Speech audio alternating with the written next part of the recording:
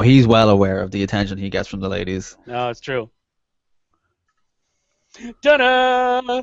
Hi, everybody. You're late. Hey, I'm late. What Yeah. time is it? He's right on time, It's- man. It's it's 8:31. 1:31. That's What- one fucking But you delay. missed the good sex story though. Wait, who was And I telling hate- it? Aaron? Yeah, Yeah. of course. Then how could it be good? I don't know. It was entertaining Well. enough. He lusts for bread products. How good could it be? She I did lust for want your garlic. wife. Oh no! Don't go there. I just What? bought some sourdough bread. I can't look at it now. After what Aaron was talking about, I'm like, I don't need that picture. He prefers 12 grain. He likes it rough and fibrous. Is it 50 Shades of Grey? Ask him Hello. later. Hey! Go on and talk with your mouth full. Warning. So did anyone actually see it? What? No. That movie? No. Yeah. No. I refuse to give it money.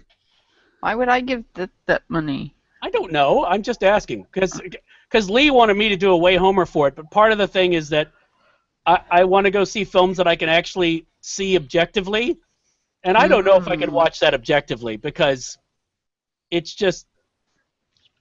I mean, it's Twilight fanfic. Although, really, if you think about it, this is the highest-grossing film in the Twilight franchise. But isn't it more like a V.C. Andrews, Flowers in the Attic, more so, or is it a cleaned-up version of Mickey Rourke's? What was that? 2.5 weeks or whatever. 9.5 weeks. Yeah. Well, Yeah. 2.5 weeks was that was the budget version. Yeah. I get No, the it's- impression it's just like a That horror was the film, Red but Box like she doesn't get version. killed.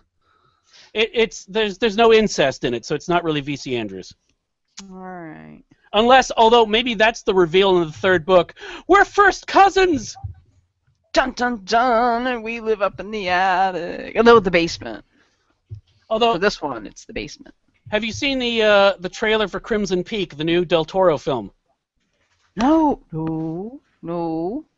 Yes, it's what is it? It's The new I think Del her name's- Toro film? no. I'm saying it's Tom Hiddleston and Mia whoever with Alice in Wonderland was, and Alice in Wonderland? and what is it? Amy Chastain, is that her name? I don't remember. Anyway, there's a great bit. It's like, for me, the trailer doesn't get creepy until they're like, oh yes, well, we weren't allowed in there. We were locked in the nursery in the attic. And I just went, oh shit, here we go. Wow. Jessica Chastain, sorry, yes. And it's Mia Wasikowska. Yeah. Oh, okay. Oh, and hey, apparently a character in here is named Cushing. So there you go. Well, yeah. I'm Well, surprised. Plenty I'm of pushing surprised for the Del pushing. Toro doesn't have a statue of Peter Cushing in his bleak house. I am surprised he doesn't have that. I'm sort of amazed too because it's he's got everything else. I know. Because you've seen the book. I mean, he's got everything else. No. But it does look very Hammer horror. You got to check out the trailer, Rox. It's Okay. like a love letter to you, basically, is what I think. I watched what was it? Oh, something Asylum, and it had Ben Kingsley in it, and it was very Mel Gibson produced it, and it was a very Hammer-like film. Very interesting. Let me look at Was this it up. recent or? Yeah, 2014, 13 it came Oh, out. okay. Kingsley movies. Hold on. What was it called? It was actually, yeah, it wasn't too bad. I mean, because, you don't place a lot of effort into, Hammer films, but, But it's the right effort. It's the effort in the right place. Stonehurst Asylum. Really? Yeah, it came out in 2014. But it showed up on Netflix. Oh, yes, I did. I did see this. Oh, Because you of the did? cast. No, I Yeah, didn't see the the film. cast- I'm just aware of it. Yeah. No, the cast is really good. And Huh. it's based on an Edgar Allan Poe story. But Really? yes. But Mel Oh, Gibson oh. was the system of Dr. Tar and Professor Feather. That is Yes. obscure. Well done. Yes, very much so. And you know what? Michael Caine really reels it back a bit. He's not like I'm Michael Caine.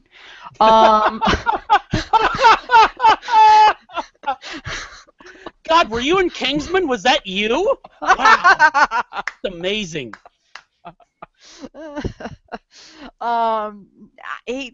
The cast is really good.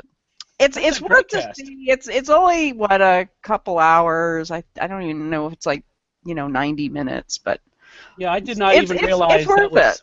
I did not realize that was based on that story. So I'll Yeah, have to check it out. very obscure story. Yes. Well, that's indeed. okay. I mean, as we've seen with the films, they don't really adhere to poor Ed's stories very well.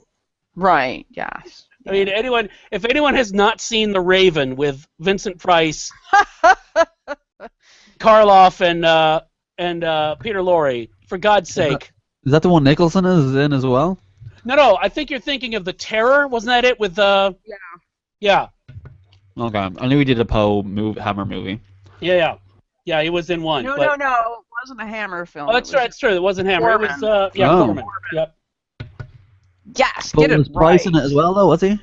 Yes. Oh well, Okay. yeah. Price was in a lot of Corman films. And Yeah. a lot, and pretty much all the Corman Poe films. Yes. Has Corman ever been at DragonCon?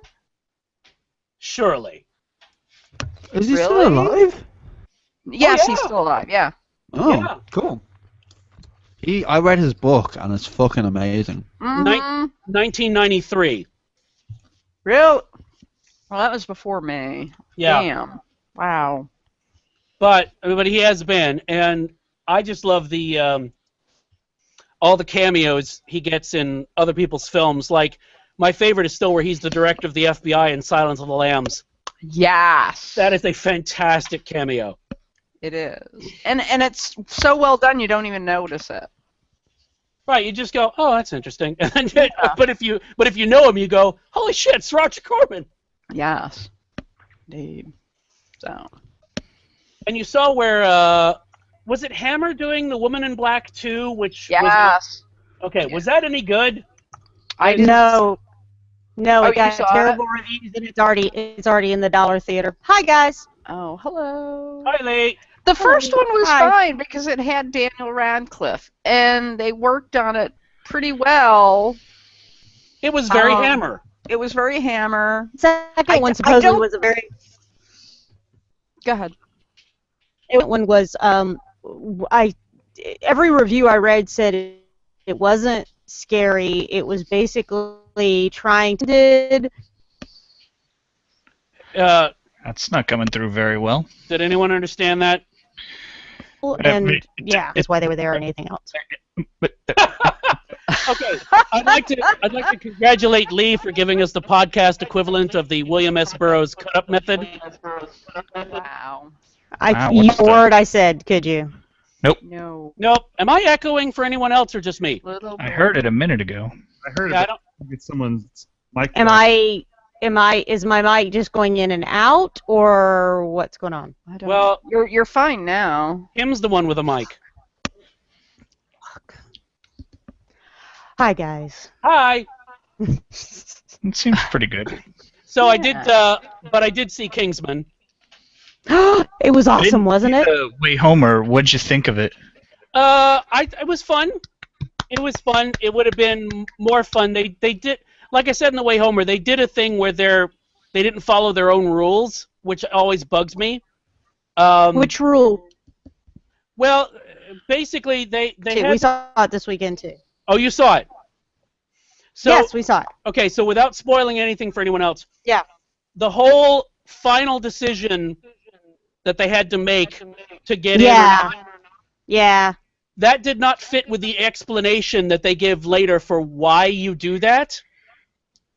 Yeah, it doesn't make. I would agree. I think that actually was probably that actually bothered me a lot. But the only good thing I could say is that the character still followed kind of what we had seen of him Oh yeah. up until that point. So that Oh, made me yeah. happy. No, that was fine. And It's I just love- that- Oh, go ahead. And I was just gonna say I loved that he picked. I'm not trying to spoil it for anybody, but at one point they pick a dog, and he picked a pug because he thought it was a bulldog and it was gonna get big, and it was just this cute little pug thing that's just ugly as sin but so adorable. So I love that they had a pug. The only way they could have made it better was having a corgi, No, because it was. corgis are really cute. Yeah. I think they're also royally protected, like swans or something.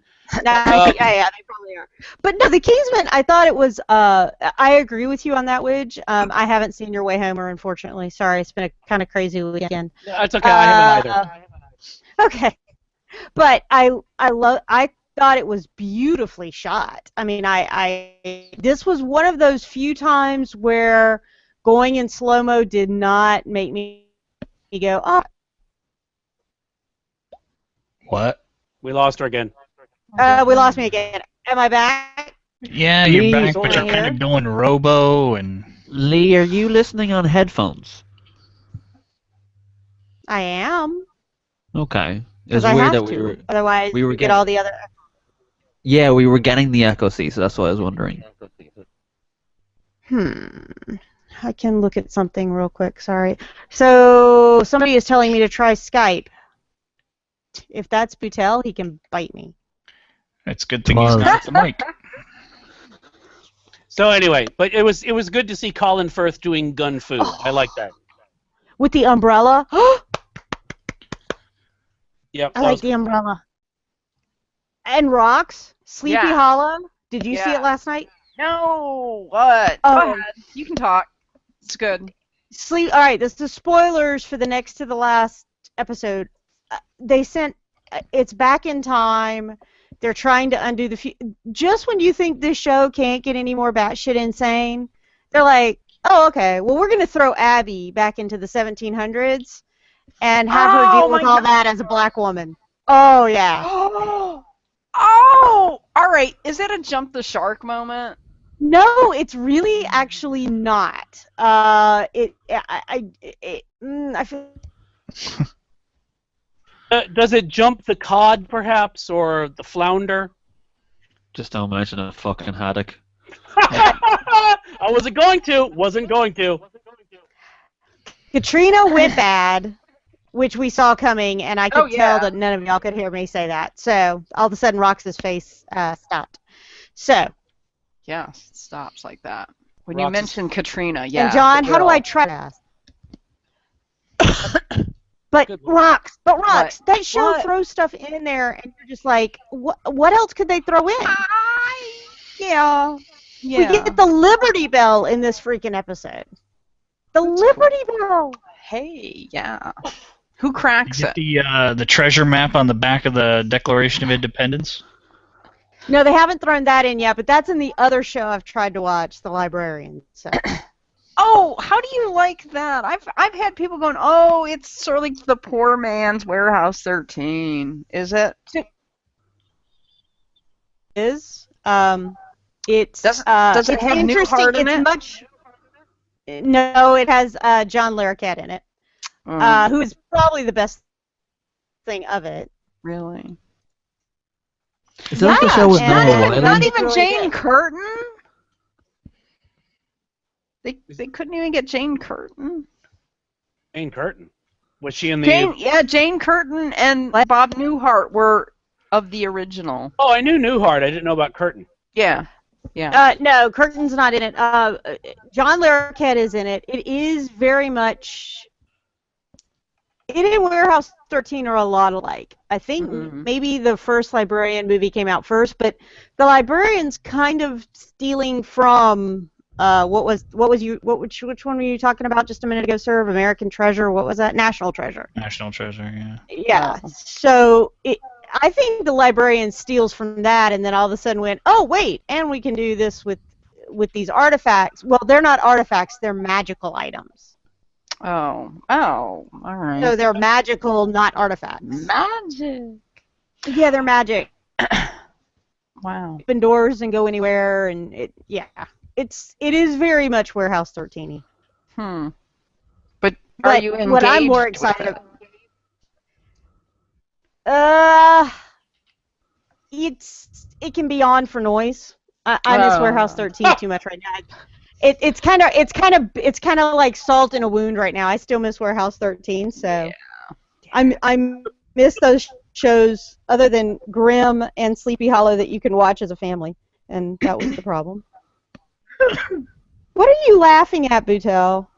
Aaron. What is Aaron? What? Is Aaron falling asleep? Ooh. Aaron, where's your kitty? It's gone. Oh, you missed that story.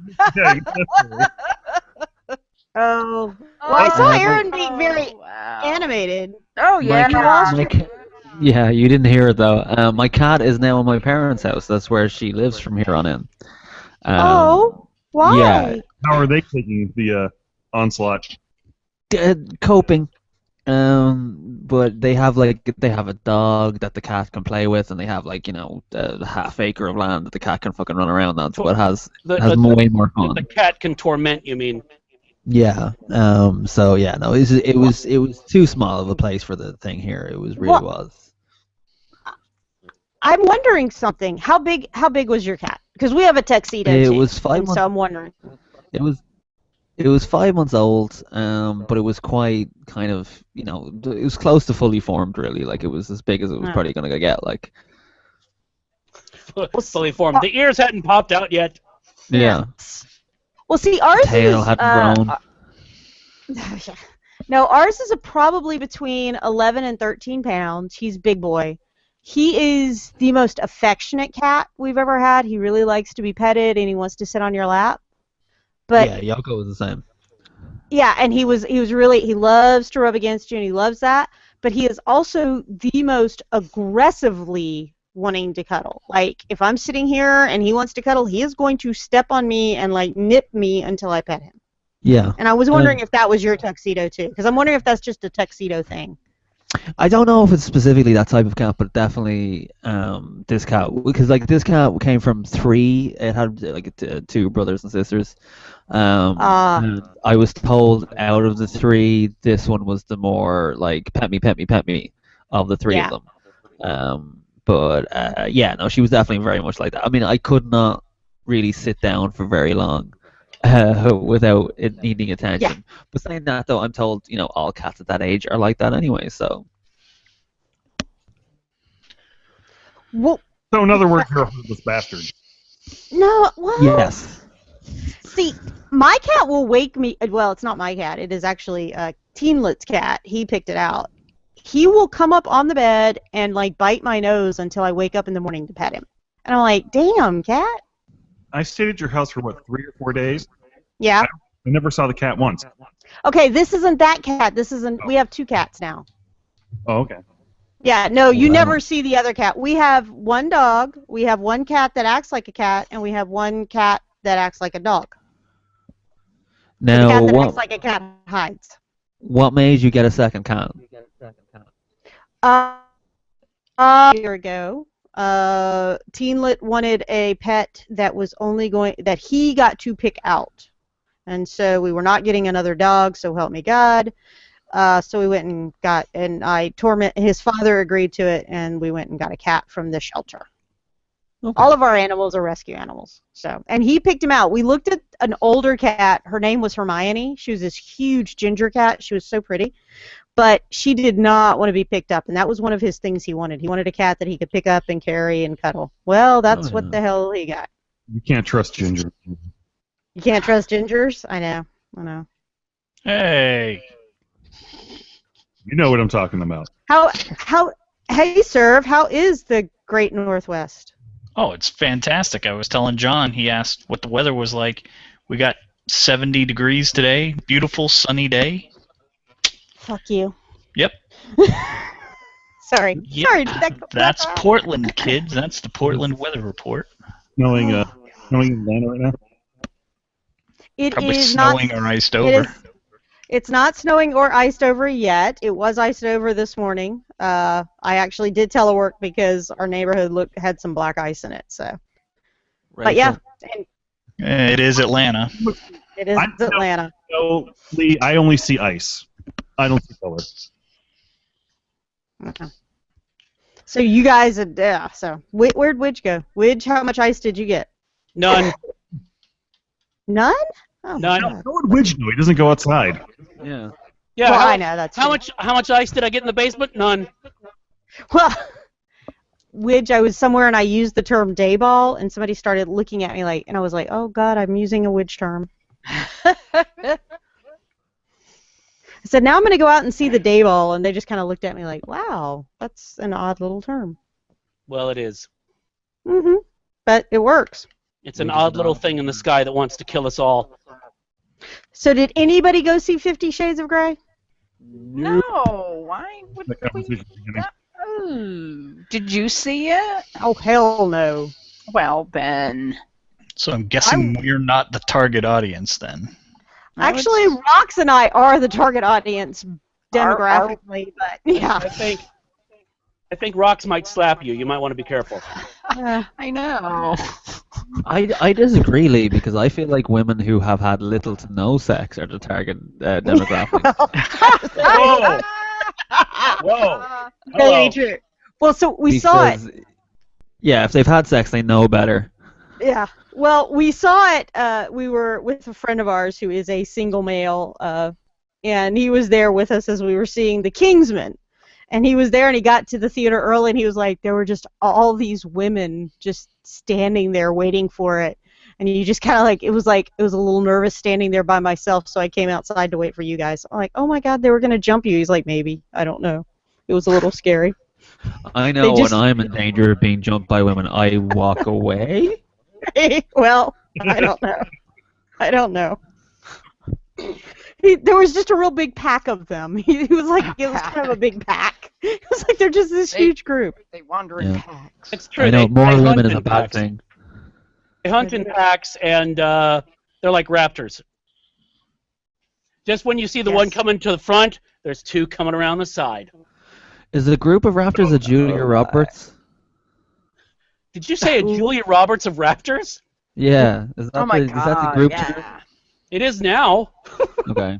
I have a degree in English. I've just declared it. So in Jurassic World, Chris Pratt is joined by a Julia Roberts of raptors. I think that's fantastic. Wow, I'm really echoey. Yeah. He was so certain about it, he said it twice, folks. Yeah. You get the quality coming in going. And my going. God. Where is this coming from? You, mostly.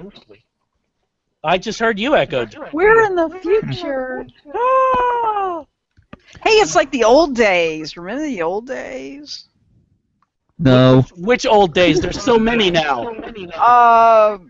When we were using telephones.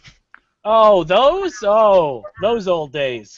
Yeah. See, that's the problem, is that we're so old now. There's so many old days to look back on. We just got to specify.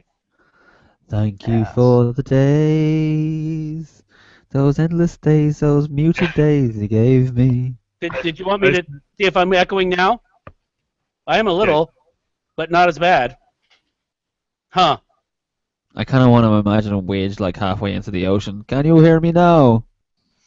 Yeah, I would not be halfway into the ocean. I fucking hate the ocean. Shit lives in the ocean. Fuck you, ocean. You know, there's Billy Ocean. stuff in your water too. You know. That's why I have filters on everything. All right. And when he says everything, he means everything. Everything. Yeah, Aaron, I have an agreement with the. Oh, I am echoing through Lee. Weird. Well, and I'm trying to fix that, so give me a sec. Does Okay. that mean Lee is cavernous? Oh. Her box is not so little anymore. Mm. Be very careful, Aaron. Be very careful where you go with that. You didn't have to say it twice. Lee in Sanctum 3D.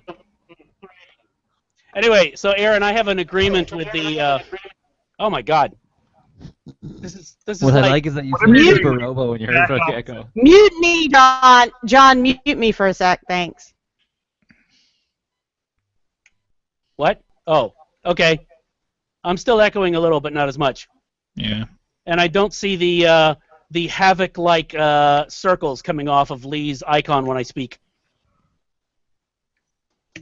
X-Men reference. Never mind. I got you. Don't worry, buddy. I got you. All right. Anyway, Aaron, I have an agreement with Ocean Life. I don't go where they live, and they don't come and bother me where I live. So it's sort of a pact. So That's good. Yeah. But fuck those Until you get a amphibians, because candy they just do grab. whatever the fuck they want. Well, I'm okay. I'm okay with most amphibians. Most amphibians aren't, menacing. I don't know. Have you seen Kermit the Frog lately? That guy's shifty. Well, luckily he's always behind something or near an open trench where somebody can walk. So as long as I'm not near any of those, then I'm fine. Or a pig. Or a pig. That's true. He's usually hanging out with a pig. Are you body shaming now? Is that what you're doing? Am I what? Nothing. Are you moon shaving? Is that what you said? What is moon shaving? Oh, like I'm- you don't know rocks. I'm being might not followed by a know. moon shaver. Ross is Moon transmitting via shaver, moonlight at the moon moment shaver. anyway, so We missed what you said, Aaron. I was just saying Rox is transmitting via moonlight at the moment anyway, so Yeah. it works. Yes. I saw your article about Spaz House. Well, it wasn't your Yeah. article, but the article about Spaz House. Yeah. I was very much surprised to see the word Spaz actually on the house. I don't know why. Really? Yeah, I don't know why I was like, this was the most impressive. This is why it's Spaz House. Oh, I get it now. Like, how many years do I know you now? Like 7, 8 years? And like, oh, Spaz House. Now I got it. There you go. Yeah. There's always things to learn about rocks. That's right. Or Spaz House, or There's a lot of things she's willing to teach know you the word. too. Yes. Yeah. Hello. Nice. Yeah. Oddly enough, the guy that wrote that, I've got to contact him because apparently we have our own Vivian Meyer kind of character who was like 100 when she died, and she was a character of the neighborhood, like I will be when I'm 100, I guess. So it's Yeah. like one of I can those only- offering things. I'll be her. I can only imagine the teenagers of that area have some amazing stories about you that they've just made up out of the nowhere. Oh my God, yeah. Well, you know what? A friend of mine, I have this low wall, as was mentioned in the article, and I let people tag it. And they're like, oh, why do you let them do that? I'm like, because it keeps my house safe. And they're like, oh, what do you mean? I'm like, I let them tag, I don't cover it up. And they're like, she's okay, leave her alone. Yeah. Honor But it among works. thieves. It works. Right now, there's a thing that says "fuck city" on it. I'm like, okay, whatever. Now, are they looking to fuck city or are they saying fuck city?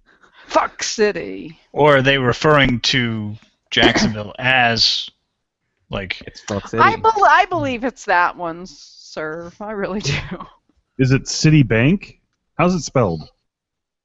City, not Oh, I thought it was spelled C. Okay.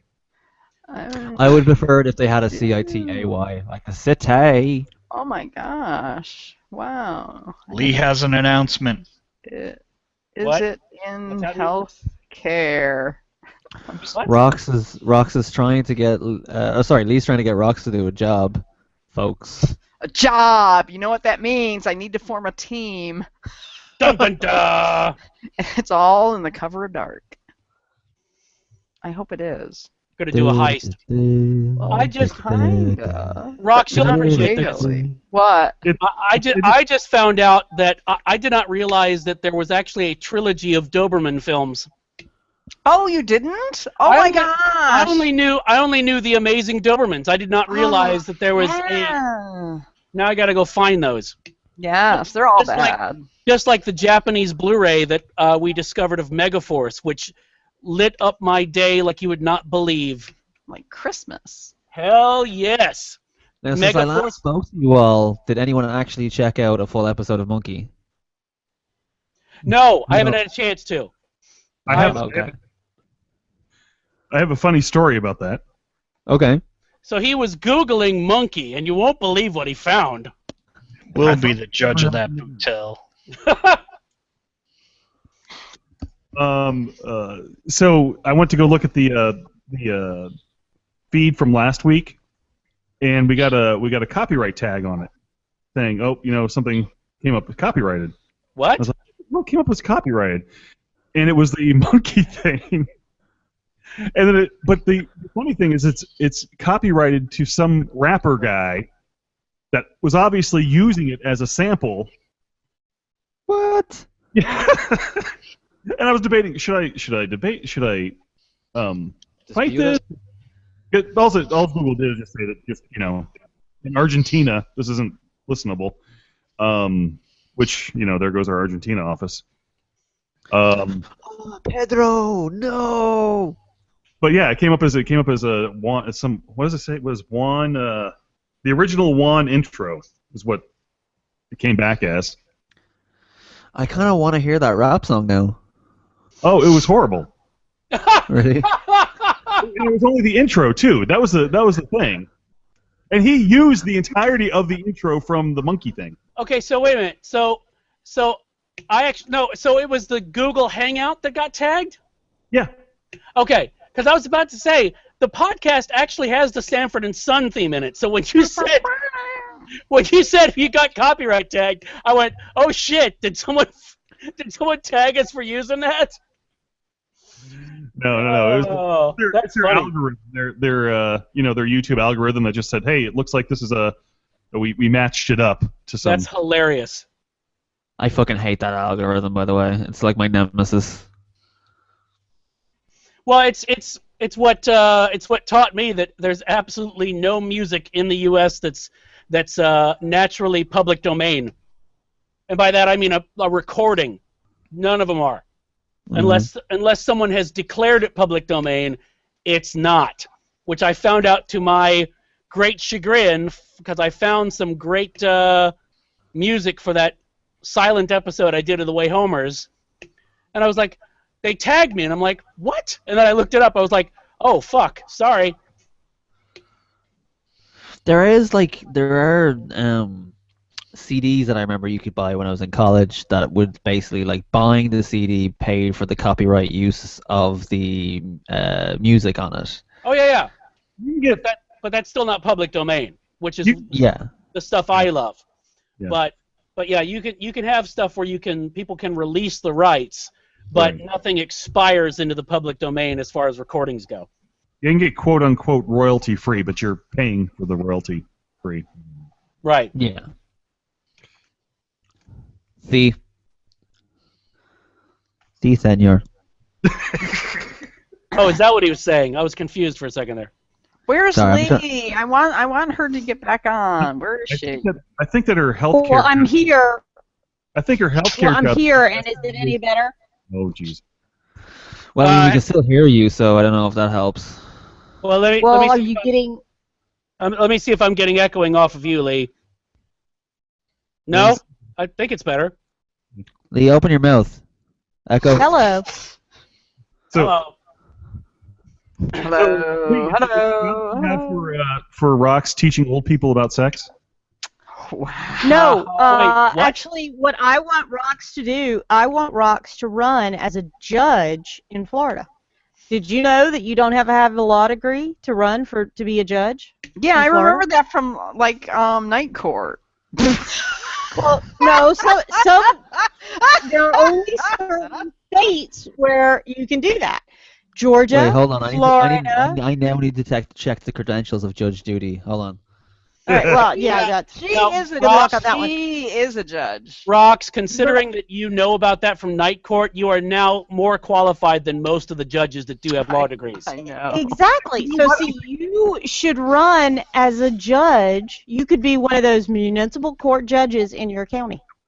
This is the most John Larroquette has been talked about in 10 years. Wow. True.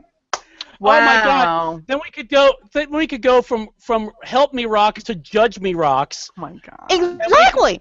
And then Rox, think about this. You could be the you could be like a surreal version of People's Court. Oh my God! Yes. And I like the idea of you going.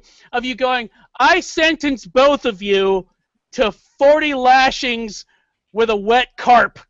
Go. Oh Or just no! watching You know what I Rocks, like? no, I'm really no rocks, really, Yeah. seriously. Okay. I'm being serious. You would be able to you would be able to be a judge. It's going to be municipal court. You'd start there, little tiny cases, Right. you know. So it's not tagging, it's graffiti, it's the new Banksy. You could actually be pushing your My artistic agenda. vision. Artistic vision, not agenda, Rocks, not agenda. All right, This could without be- looking You it can up, run. guess Oh, what? do you Guess want to be what my law school campaign Judy went manager? to? What law Uh-oh. school, Aaron? I would totally be your campaign manager. Okay. What law school, I Aaron? used to do politics. Guess. Uh, Guess the law school. Phoenix University. Judge Judy? Judge Judy? Yeah, Probably American University or something. She probably did American University she- or oh, Columbia. She went to two colleges. One was American University, so points to Lee. And DeVry. She got a BA at American University, but she got her JD, which allows her to be a judge, I think, in a different college. Name that college. okay, she was at American. All right, so she was at American Who's University, which is She in went to D.C. Columbia. She possibly either went to Columbia or she went to Harvard or Yale. Neither. She went to New York Law School. Oh, that's like a real law school, though. See, Rox, I see your Well, I'm tenure hoping.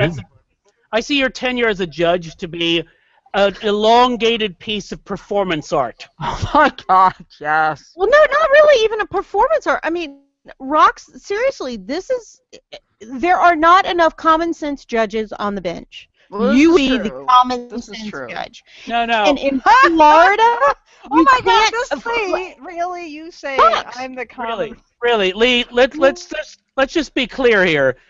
Rox's sense is definitely not common. Okay. You know, I'm the one that jumped out of the Way Homer vehicle because there was a guy playing with a drone. Okay, just so you know. Just so you know. We Oh, all have our idiosyncrasies. there is. I meant to tell you, Rox. There is actually a magazine for you. Let me find the picture of it. I'll have to send it to you. I saw it in a grocery store, so it's not. This is how common drones are. It is called Yeah. Drone It is called Digest. Rotor Drone Magazine. Wow. You can buy a drone kit now for like $50 a month. All right, Lee. I'm looking at the requirements to be a judge in Florida. In the Go. There you go. section in Florida on Judge Because your state, Judgepedia, which is your state, just like Hey! right, your state, just like my screwed up state, votes for him. Way to go, William, or whichever kid got you. Two Do methods. you have to rock a black robe when you're a judge, or could you wear any? Yes. Could you like wear a mauve or a taupe sort of number? No, she'd probably have to do the black robe, but there's nothing that says she can't have a mauve hat or pin on her robe. I think, Rox, you should wear one of those wigs like in Oh my British God! court. Yes, yes. And I You can think do whatever you want. you should put it on, and you should powder it every day. So when you put it No. on, there's this cloud that escapes your head. No, you know what I want? If I do this, is when they sentence people, they put that little black thing on their head. But Sentence. But Rox, here's the you. other idea. If I am correct, Rox, as soon as you get elected once, you even if you only serve one term, you get money for the rest of your life and health care. And you can make decisions on health care from the bench. Wow. Okay. That's why I said it was well funded into health care. They serve 6-year terms, This is fantastic. Yep. I love- which I they love must everything run about for this. Isn't this awesome? Boo. Gotta run. Hey, Aaron. Yeah. Healthcare for some and tiny American flags for others. statewide commission. All right. So let's do a I don't know, crowdsourcing. I need money for my election. What you need, you got to start that. Get your crowdsource for the election. You do have Well, to you're pay. I think my it's campaign $1,200. manager. You need to do this so I can go Yeah, out and Lee. raise babies. Yeah, Lee. All right, I'll work on that. Hold on, We're gonna you've been get to Dragon Con. Do you really want Lee managing anything? I do. Oh my God! She could be out there with a bullhorn. Yes, I do. I'm about to say, excuse me, Aaron. I start on time. I end on time. I make sure there's Q&A from the audience. And I got a 4.6 approval rating out of 5. And she also does well on her track. Yeah. Yes, I do. I mean, it's Yes, I grand know. when she's like, but like, you think she wouldn't do it on your panels? Do you know what I mean? Like when she starts on time and ends on time. It's like, come on, love, give me my own time here. Can you imagine? I'm the judge, and she comes in. Wait a minute. We have a question. Yeah. And I want to remind can do that. everybody that No, we're we raising go. money this year. If you could put $1 We in my are little always box. raising money. Put $1 in the box. Hey, we raised $4,200, man. Shut up. All right. Okay, That's the meaning of so everything. In my little box. what outfit would you wear in Florida so we could raise money? Oh, you could just wear whatever you want. No, for you, because you're my campaign manager. There's Oh, gotta be. no. We don't do that. No. Your campaign manager will be the boring one. I will be in the All suit. right. And Now, No. Rox, No. is there, Yes. I think for one of your campaign posters, we should have you. Do we know anyone who has one of those giant penny farthing bikes? Because I think God. you on one of those, just striking a pose. I think the judge who. Thanks, Lee. Thanks, appreciate that. I feel like that was great. This is like I feel like Loki in the Avengers. I'm listening. I'm here. I know you said. Kind of going in and out. I know what we heard I didn't was. say that. We I already had didn't that say that. story. That What was we an heard early was- story. What we heard was Lee. It sounded like this. You could be the judge who blank blank blank blank. I'm telling you. It's like no, you're not. Actually, you're really not. You're going to be the judge who rides her bike around the community and knows everybody. Yeah. Put back dynamite. I sell drugs to the community. No, she bikes around the community and knows everybody. Everybody knows the woman on the bike. Okay. Everybody knows her. Yeah, you want to know the woman on the bike, but you don't want to know the woman who is the bike. You know what I'm saying? Oh, Wow. she's got a bike. She can ride it if she likes. Yeah. All right. So we can when you enter the courtroom, we can play "Here Comes the Judge." That'd be great. Yeah. Exactly. All right. What do I need? Now I'm looking for a new career. It starts I here. think it's only Rox. I think the elections are coming this November. You've got to get the money together to be on the ballot. New name. your New idea. name. You need no, to no, give me. guys. You name Rocks of Courthouse. Boom. Hey! Dear listeners, you heard it here first. This is happening.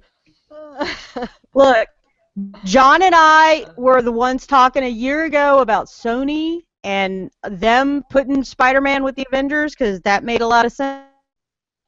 And you want to put me in The The Avengers? Yeah. the Avengers and to hold people accountable. Okay. Yes, I'm all for this. I like it. Aaron. It'd be like this. They're like, well, I have an army. We have a rocks. There you go. The other guy goes, I'm really sorry, guys. You poor things. I know, we're just not getting anything done. Oh God. Okay, when you saw Fargo? Yes, I watched. I'm in the second episode. Here I'm sort of doing it in stages because here's my problem with it is that while Martin Freeman is quite good Yeah.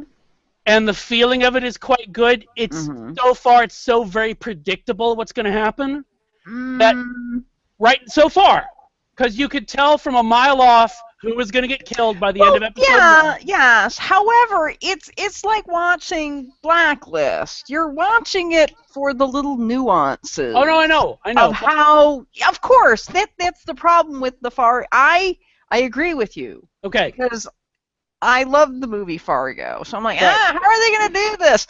And it was the nuances that Billy Bob Thornton brought to it. It's just like, oh, just like Blacklist. Just like Blacklist. Billy Bob Thornton is the thing to watch. Yes. Because that's my problem. Just like Blacklist, when he's not on the screen, Yeah. I find myself getting bored. Yes. So, but he is he is amazing in that, and I can see why you were so entranced Oh my God. because he's great. He's so great evil. It's just, oh my God, and I just smile. I can't help it. I just And smile. I know, and it's like I'm going, all right, I want to know what his deal is. Fuck the rest of this. I want to know what his deal is.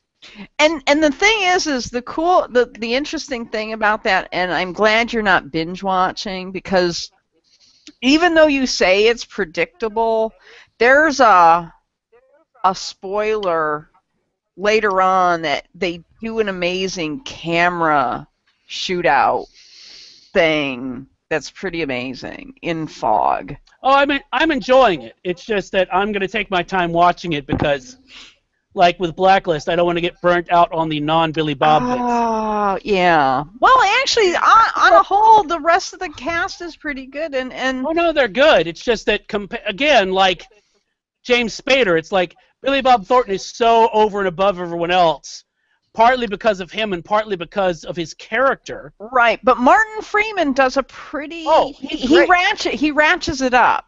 I will tell you this: that for his character, it doesn't. It's not predictable. Okay. It's not the William Macy character. Oh, I gathered that. I mean, know. it's obviously. But I not think the you'll same be story. I think you'll be surprised. Good. And the chick that plays the actually Bob Odenkirk is really good in that. John got it's buddy. the Will Hour. We never see her daughter Jordan anymore. She makes sure that she doesn't come upstairs now. It's because I'm on the podcast these days. Oh. He's not allowed to be within 90 decibels of a podcast where he's on. Why? Speaking of shows to watch, has anyone? I don't know if it's been on over there or not, but there's a show called Fortitude. I have not watched it yet, but I can't wait to. It's quite good. They've shown about three or four episodes here now, and it is very good. There's Dumbledore, there's Doctor Who. They're all in it. Wait, what's the premise? It's a murder mystery set in a Arctic Circle town, isn't it? Yeah, it's a research town in the Arctic Circle. It's so isolated, and basically everybody there has a job. If you're there, like, you have to be working. You're not allowed to die in the town because it's so cold that your body won't decompose. And so they don't really have any crime there because there's, it's such a small place. But there's a murder and shit gets real. But it's quite cool, I have to say. So I don't know, is it being shown on television over there or not? Don't know. Let me see. I heard. Because I know it's made. I thought it was going to be on BBCA at some point. It is showing. There is a censored version, whatever, on Pivot, which I've never fucking heard of. I have it. Oh, you have it? Yeah. Okay. There you go. It's on Fios. Oh, there you go. So yeah, it's showing on that. What's the name of it again? Fortitude. Yeah, I definitely want to check that out. Yeah, but when you have is it Harris, the guy who plays Dumbledore? That was the first Dumbledore. You're thinking of Michael Gambon. Michael Gambon, yeah. So Michael Gambon is like an alcoholic, like, cursing motherfucker. Like, you want to get involved. Like, it's good shit. It's like, when Dumbledore turns around and goes, "I shot the cunt." Like, it's kind of like, whoa. Oh, now wait a minute. Just remember, I was introduced to Michael Gambon in The Cook, the Thief, His Wife, and Her Lover, so I've already experienced that. Yeah. You have seen that, right, Aaron? Wait, say it again? The Cook, the Thief, His Wife, and Her Lover. I know of it, but I haven't actually watched it. Oh, shit, you've got to see it. It's brilliant. It is gorgeous. Especially being a film guy. You got to watch it, because it's amazing. Am I gonna get confused with that spy movie that had Tinker Tailor Soldier Spy? That's the one I'm confusing it with. Yeah, in my head. definitely two different films. Yeah. Although I would love to see Peter Greenaway's Tinker Tailor Soldier Spy. Wow. Oh I do too. my God. That's true. When is Prospero's books finally going to be released on Blu-ray? What the fuck? Never. I don't Damn it! know. Damn Why, it! why is that? I mean, is I there don't some know. weird holdup of, some family estate of Shakespeare arguing against it? I Who don't knows? know. I mean, it I'm gonna sounds look like now. it's held up tighter than, anything that comes out of the Tolkien estate.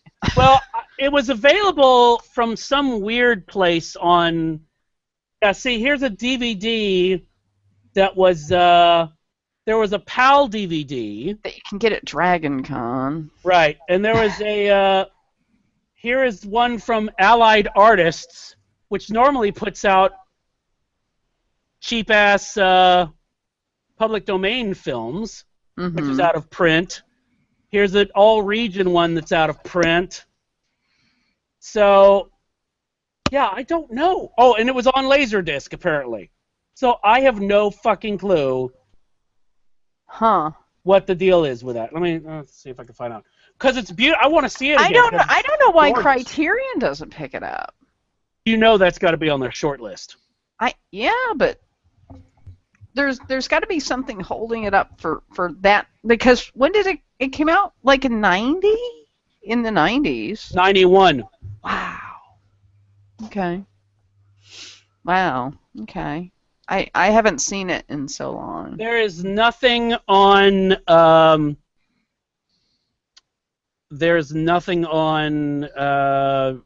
Wikipedia, which is always right, about why it's not out. Huh. Weird. It's I know, it's the Christopher Marlowe estate that's holding it up. Fucker, you're not gonna get this film. I don't know. Wow. That would be funny. I'm sure the rights are just held up somewhere. I mean, Weird. Who produced it? I mean, it's not like the mess that, Silence of the Lambs is with the De Laurentiis family and Lionsgate, because that was like a big macho mess, right? Yeah. I mean, it was like, that's a movie that did not make money for whatever studio. Just hands down. We all know that. Right. But this is what's interesting. This was Gielgud wanted to do The Tempest as Prospero on film. Mm-hmm. According to Wikipedia, again, always right. It was his life's ambition. He had approached. I'm going to mispronounce this. Renat, Bergman, Kurosawa, and Wells about directing him in it, and they all said no. The closest the earlier attempts came to being made was in 1967, with Wells as both director and as Caliban. Oh, okay. That would have been a fail. Oh, I see. But after the commercial failure of Wells and Gielgud's Shakespearean film Chimes at Midnight, the financing fell apart. Yeah.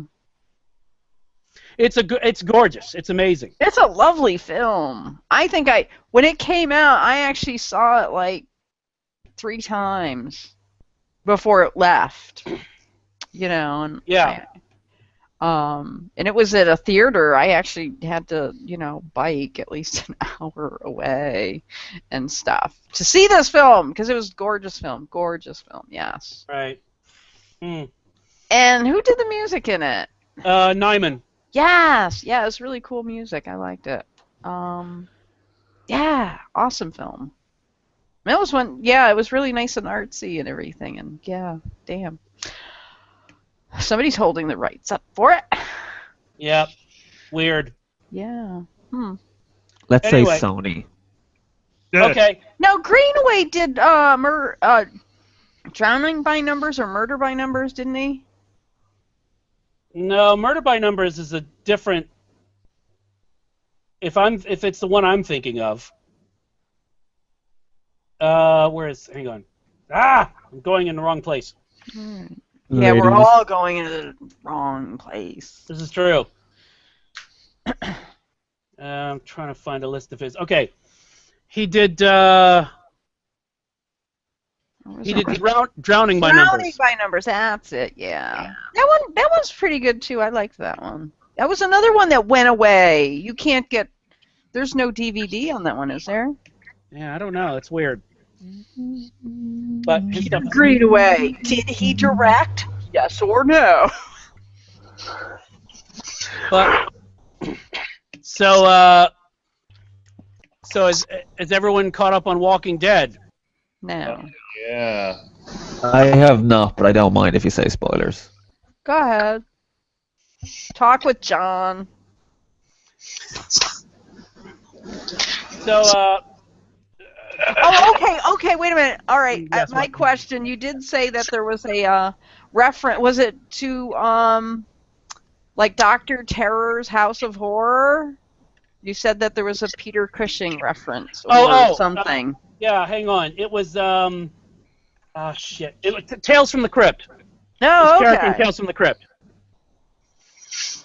Oh, the old man. Yeah. The old man that they thought he was a pervert. Oh my gosh, that. You know what? That is an awesome story. It's heartbreaking. It really freaking is. You know, it's like he's a nice old man, and you guys like killed him. Anyway, but he gets his revenge. Yeah, the Arthur Grimsdyke character. Yeah, Arthur Grimsdyke. Yeah, that is a good little bit. I like that is one of the best little stories. I like that. Anyway, so any reactions to spoilers for Walking Dead, by the way? And any reactions to the loss in the mid-season premiere? Just damn, I suppose. Yeah, pretty much. I think It's actually he, disappointing. Really? yeah. Yeah, because I really like that character. Oh, okay. Well, I agree, but I think he went out having chosen to go out. So. But that bugged me because he was I suppose in the TV show he was kind of always portrayed that way, but knowing that he's not like that as a character in the comic books, it was frustrating that there doesn't seem to be a strong male within the group that isn't Rick. Well, I mean, Daryl and Glenn is certainly stronger in the television show than he is in the comic. Okay, let me rephrase it. A strong male who's not a white guy. Yeah, as my buddy Duncan said, yeah, so all the black guys have to die? Yeah, my buddy Duncan. But like also I have as well. a black friend. No, I do. The only black guy left is like a young kid who's kind of been proved Well, to the priest be too. But the priest. as a priest. Yeah, who's not a great character either. Right, they're very wimpy. Yeah. All the strong male characters have been killed off. Well, unfortunately, I mean, as we've seen with Tyrese, he wasn't all that strong to begin with. I mean, he didn't kill the guy in the shack when he had the chance, and he should have. Your mouth. Oh no, you're talking about Shaq. Never mind. What? Nothing. Oh, is that a sports reference? No. No. Oh, A Shaft reference. It's an Isaac I Hayes thought- reference. I thought he said Shaq. I thought, as in, the guy who played Kazam. Shaquille O'Neal. Yeah. No, you said. Oh, by the way, jokes are funnier when you have to explain them. No, you said Shaq. I said. Never mind. I couldn't understand what you were saying. No one ever can. Jokes are also funnier when they're intelligible. But anyway. Welcome to Weekend Justice. Yay! But he wasn't that strong to begin with because he was very soft-hearted, and he was basically had been turned into Judith's babysitter. And I guess that's my point in the sense of like he was killed off before he could become strong, and he was like a character who was very strong in the comic books. Like he was the alpha male of the group really when he was in there. And for him to not be presented that way in the TV show, I was like, okay, maybe they're going to build him up. They're going to show his journey to become a stronger alpha sort of man. And he never even got there. He went out always being a little bit of a weenie, and like at this point, like if you're going to introduce black characters to the show and kill them off very quickly, could you at least make one of them a strong take action sort of personality rather than all of them Well, being very much like a beta male to Rick's and the other well, white guys? to be fair, he it wasn't very quick. It was like 2.5 seasons. So Yeah, but he had no progression in his character, or little to no progression. well, He like, you know, part of that. he's. No, go ahead. But go ahead. Well, I was just gonna say, like we saw, you know, him be nervous and awkward and not wanting to get involved from the beginning, and every time he did get involved, something bad happened. You'd think, you know, something different should change by the end of it. Well, part of the problem that I had is, I mean, you're absolutely right. The characters who are in the television show are not the characters in the comic. Pretty much across the board. I mean, Yeah. even Rick, because Rick is a much different character in the television show than he was in the comic. Yeah. He is much stronger earlier in the television show than he was in the comic. Carl is stronger earlier. They've all had different arcs, and part of the problem with Tyrese was they never used him appropriately. You know, it's the same problem with, I mean, forget like black males, women. I mean, Andrea was such a great character, but they ruined her with the Governor season because you know she was so wishy-washy. There really was no place for them to go with the character but kill her, which is what I said. Which is what I said like halfway through the season. I'm like, she's not going to make it because there's nowhere for her to go character-wise. The only woman who's kind of come off well is Carol, who was an incredibly weak character in the comic books and is pretty much one of the badasses of the show now. She's had a great arc, but I think part of what you're seeing is because Scott Gimple is like the third, fourth showrunner, I don't think they've really gotten on their feet until season 4 because they went back and fixed the Governor. They went back and fixed the ending of the prison because that was handled poorly in season 3. I mean, season 3 ended with a ridiculous ending to Woodbury. I mean, it was just dumb. But I think part of the problem is, like with Tyrese, it made sense for his character because I think he basically chose to get bitten.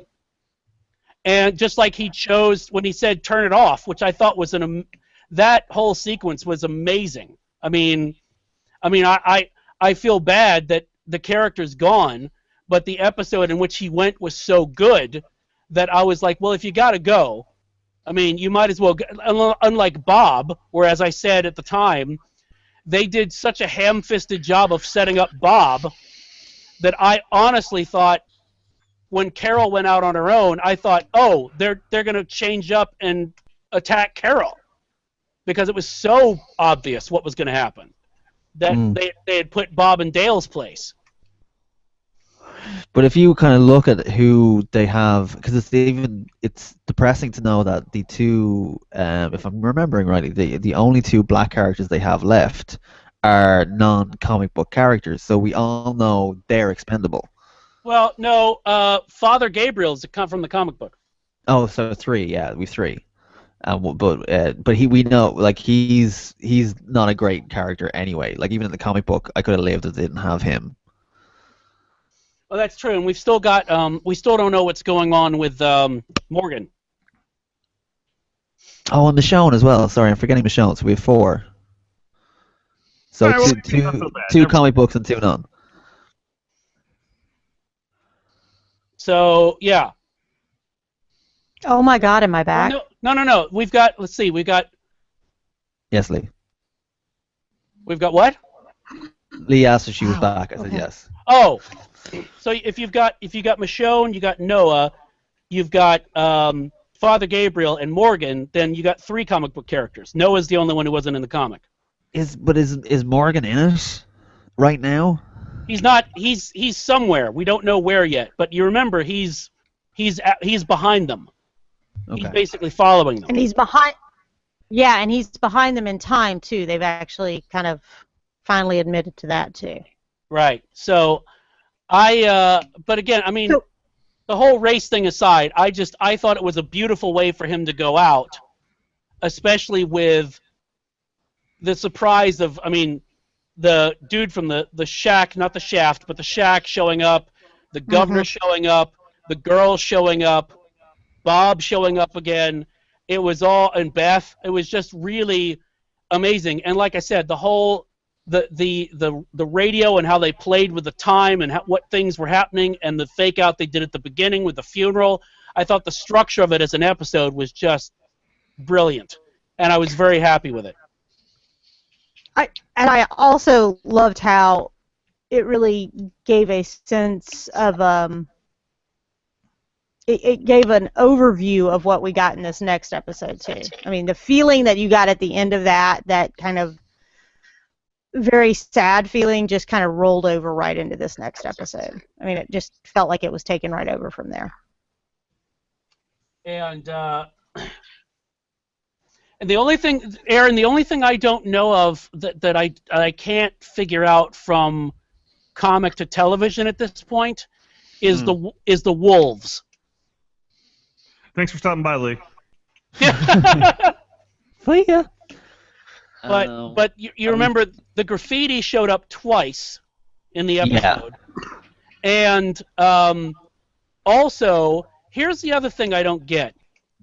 What in the world do you want with a truck full of torsos? Hello?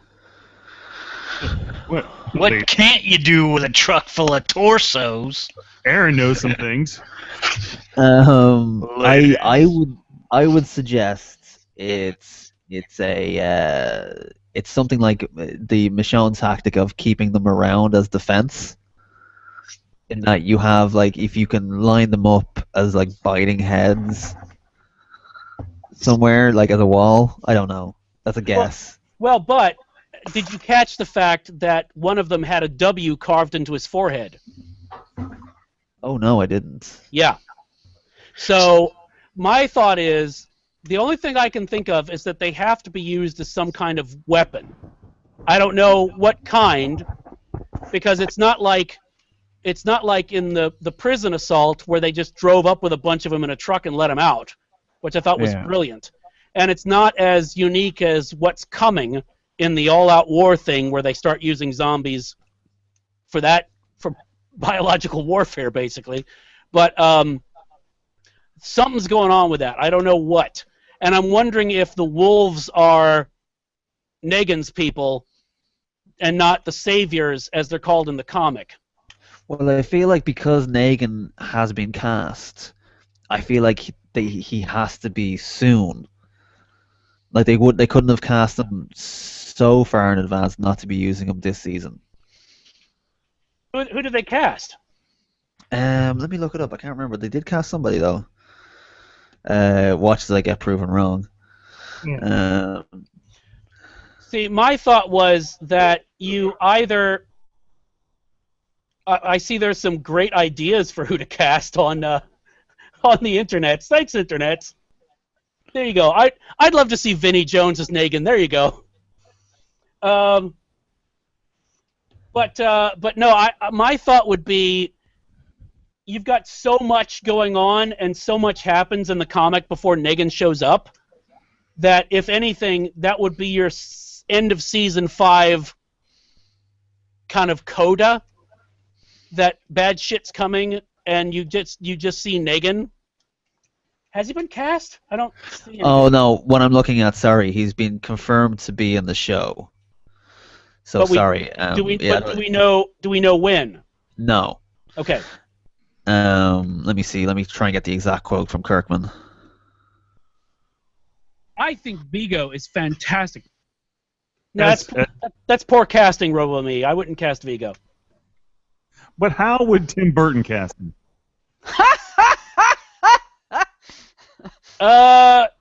Tim Burton would probably, well, I mean, it would obviously be Johnny Depp in wacky makeup. I mean, just like everything else Tim Burton does. Oh my God, that's what we need. Oh. Somebody said Charlie Adlard apparently said Negan was based on Henry Rollins. I would fucking love that. Oh shit, that would be funny. Okay, so here's a quote from Kirkman. As far as Negan casting goes, Scott and I are always talking about who we would put in that. It's definitely on our minds, and there are definitely a lot of candidates, but I wouldn't expect Negan too terribly soon, sorry. Although he's definitely in the plan. It's a 99% lock that he's going to be in the show eventually, so be on the lookout for that. So sorry, he had confirmed that he's going to be in the show, but it's just Okay. they haven't been cast. My thought was, with as much stuff as they need to get done before him, like I said, that would be it would be a kind of like they did with Michonne at the end of season 2, 3, where it was just she showed up and that was like the oh shit, and it wasn't even her actual. It wasn't even Denai. It was someone else. It was a silhouette. Yeah. So basically, you would do that. The only reason why I kind of assumed he would be soon is because they have a number of times this season signposted his favorite weapon. Let's say. Oh yeah. They're fucking with people big time. Yeah, so I felt like they were gonna get to it sooner rather than later, because if there's no point in kind of teasing something that much now if it's not gonna happen for a long time.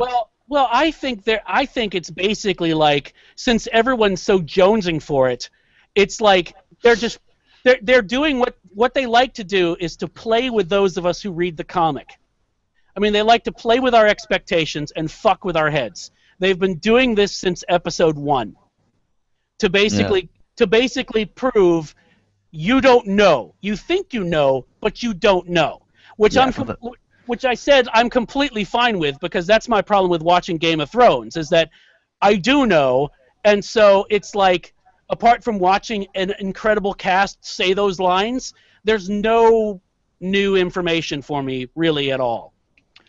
They're starting to change. Well, I mean, I've been reading the books, so I'm on book 3 at the moment, and I'm starting to see changes that they've made.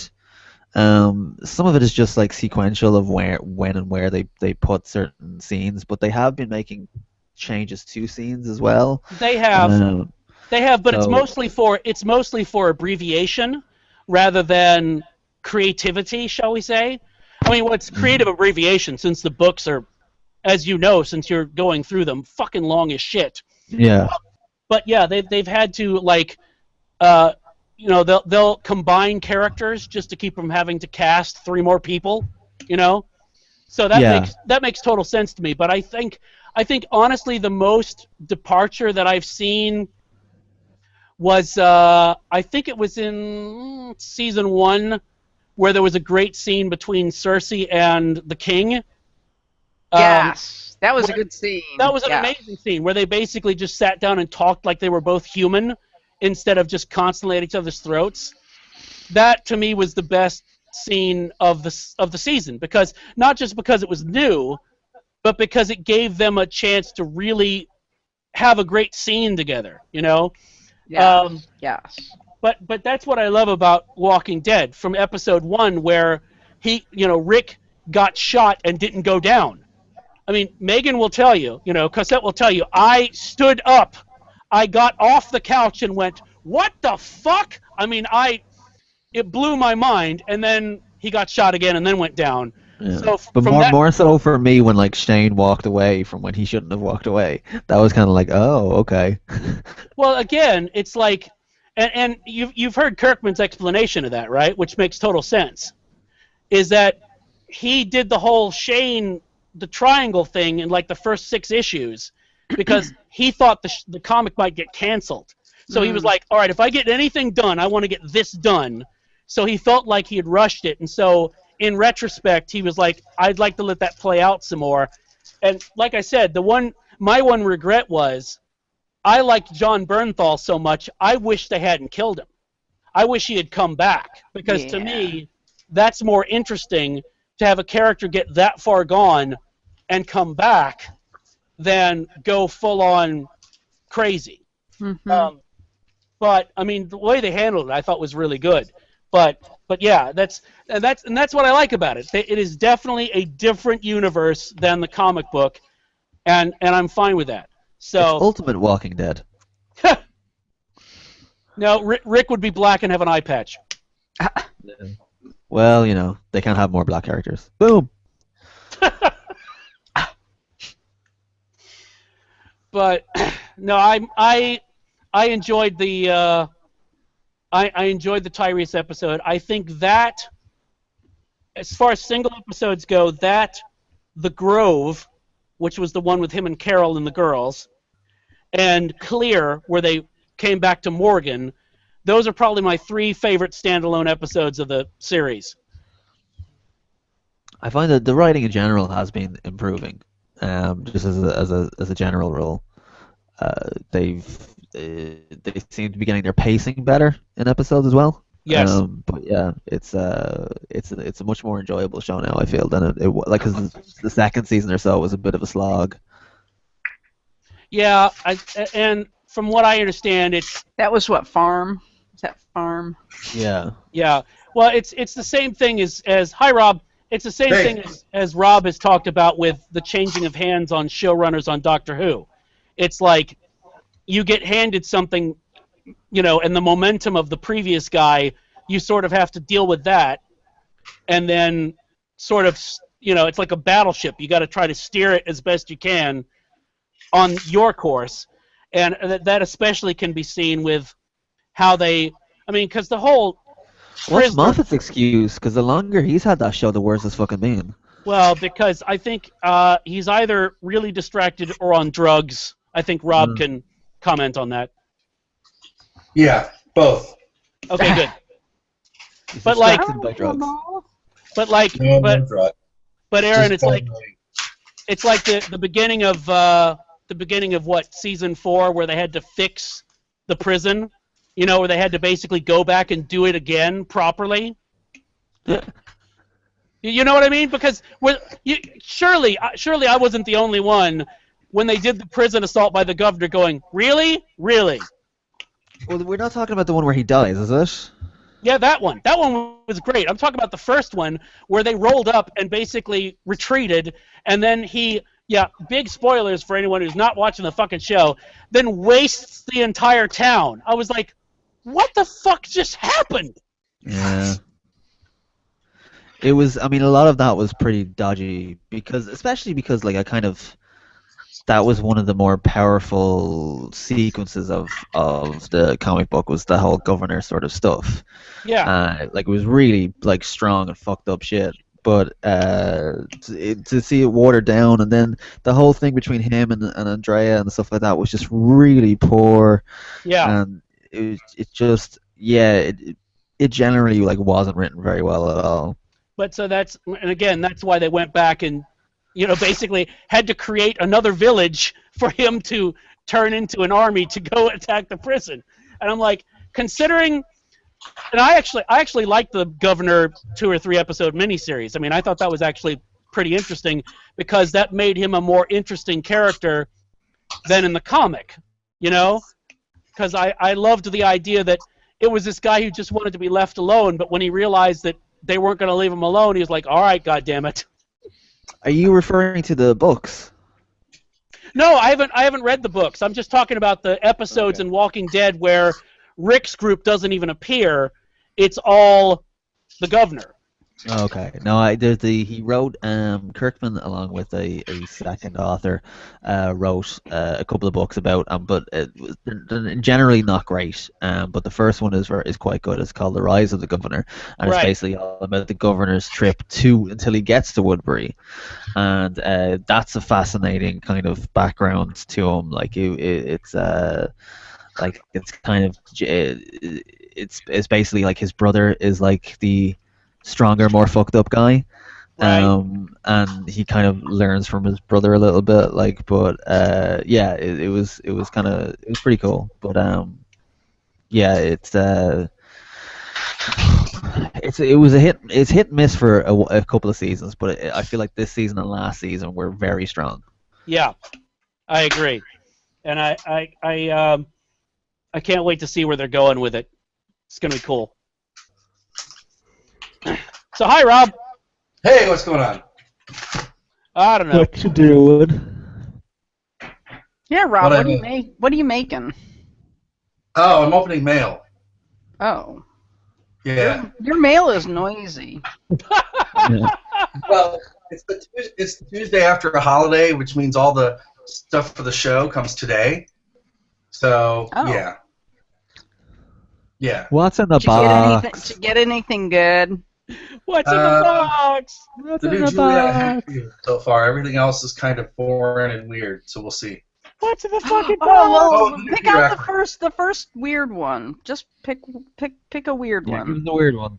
Yeah, give us a weird. Oh, this one says drugs and cosmetics. That makes me think of you, Rox. Thanks. I'm running for judge. What? Yeah, Rob, you missed it.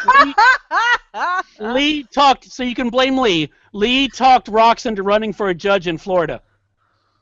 Well, it is Florida. Yeah, I don't. Apparently, I don't Can't go wrong. need a law degree.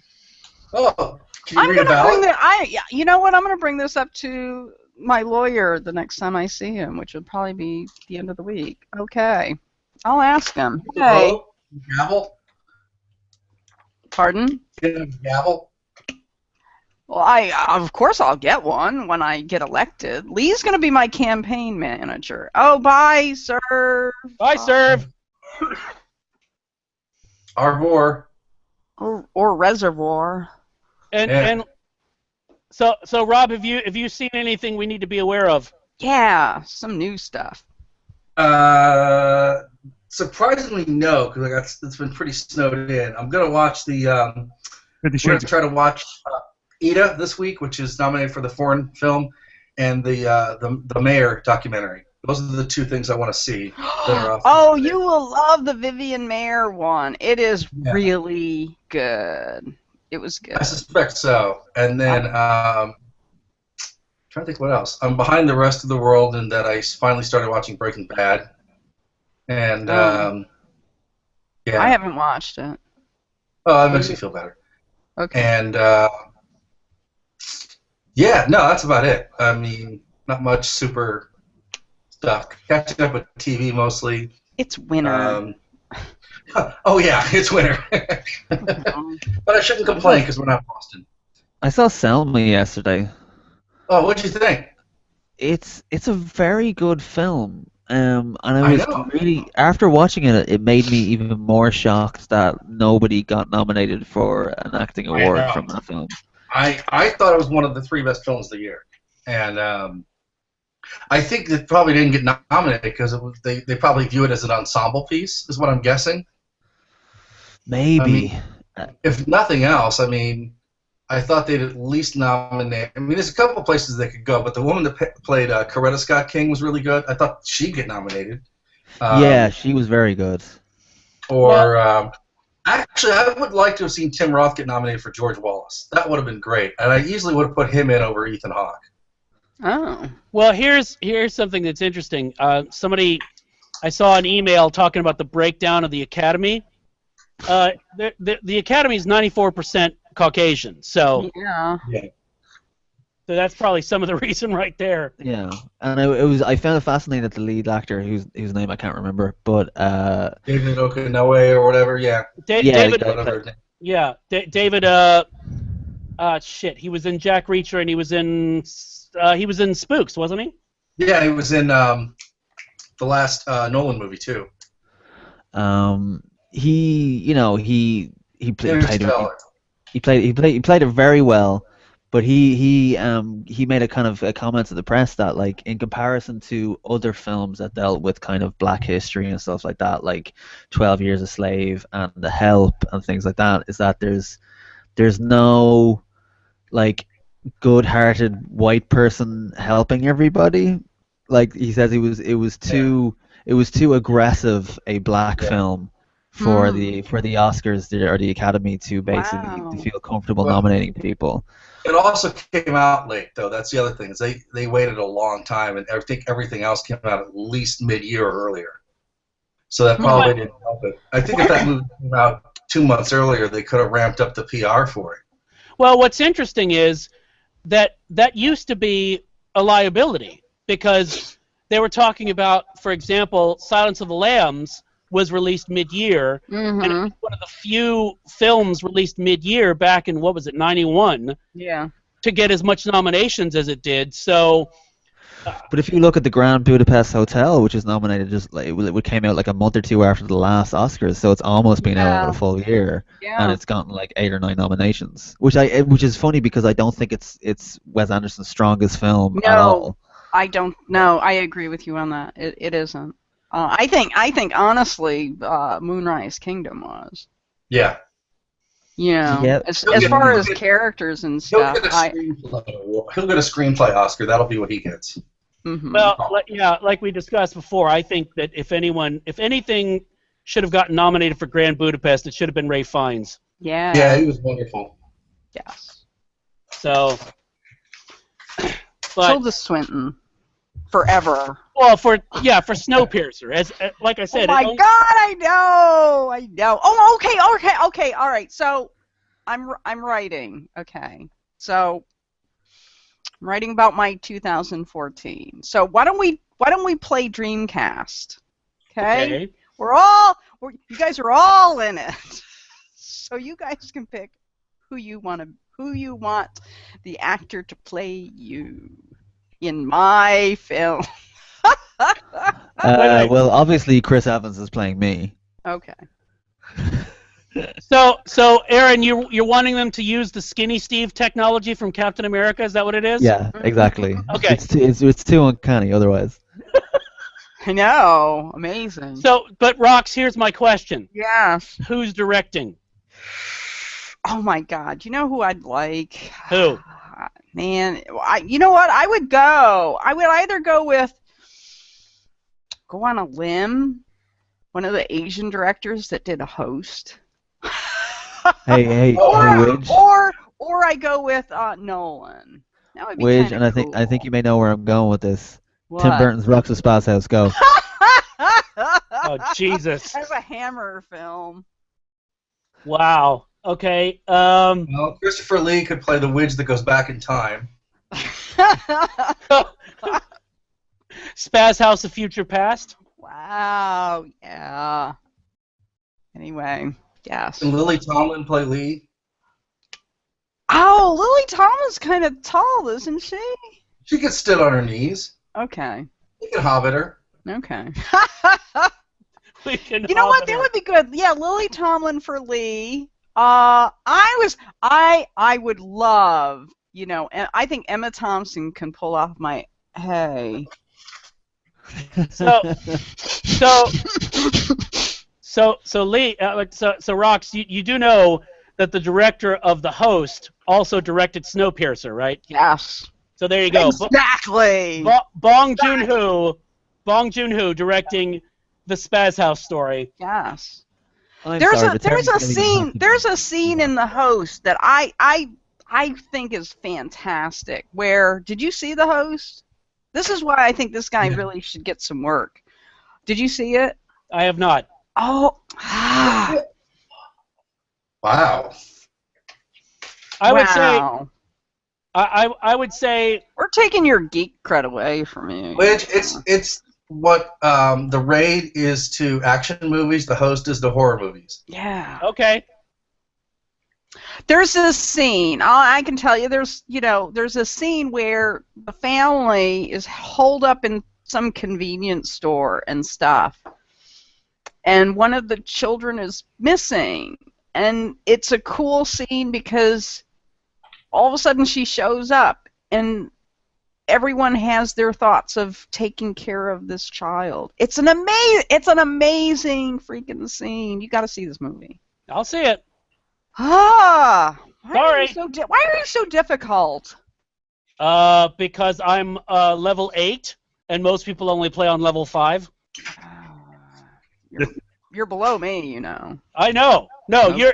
you are the big boss at the end of the game. No. You know what you are, Rox? What? You are Sinistar. I live. That's I right. hunger. So Rob, who do you want to play you? Oh my God. What's his name? Who is in Arrested Development? What's his name? Oh, that Tambor. guy. Jeffrey Tambor? Yeah. Oh. Yes. Yeah. I thought he would play Scott. No. Maybe John Lithgow. Okay, I can live with I know, Rox, I know exactly who I want to play me. Who? He kind of looks like me, and his career could use a boost, which no doubt your story with Bong Joon-ho directing would be great. Mm-hmm. John Cusack. Yes, I can see that. Actually, I changed my vote. No, I want Donald Gleason to play me. Oh, okay. You want who? Donald Gleason. Oh, for a second I thought you said. Oh yeah, that's perfect actually. I thought you said Brendan Gleeson for a second. I was like, well, no. So Boutel, who do you want to play you? Let's see. Kenneth Branagh? Sure. Oh my God! You know what? That might be kind of cool, actually. Or Kevin Costner? No. Or Val Kilmer? Wow. All right. I'll have to ask my neighbors of who they want. No. I want Dan Aykroyd to play John. Oh my God! Yes, I can see that. Yes. Oh my God, that would make that visit at their house just even that more amazing. Can you imagine Dan Aykroyd and Emma Thompson having to play Ticket to Ride? I would pay good money for that. This is why this book will happen. Just because. Just so he can sell the rights for a movie. Yes, exactly. Yes! Yes. And, you know, I have 3 picks for my therapist. It's either Jessica Lange, we aged Tilda Swinton up, or, you know, Meryl Streep. But I'm going for the first 2. Well, if you wanted to win an Oscar, you got to put Meryl Streep in there. That's true. I know, but I have a thing for Tilda Swinton. I really do. And Jessica Lange, she can do a Southern accent. This is true. So Jessica Lange is surprisingly underrated, I think. Holy shit! No, she's doing okay.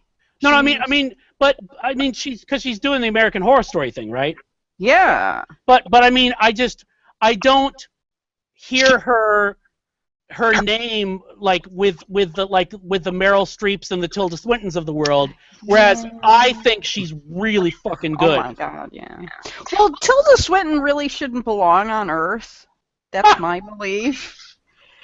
I mean, really, she is just like, how are you here? I appreciated it when she played herself in Constantine, though. Yes. She played herself in Constantine? What, the series? No, the movie. No, the movie. Oh, I think I've blocked that out, to be honest. Well, she was in it.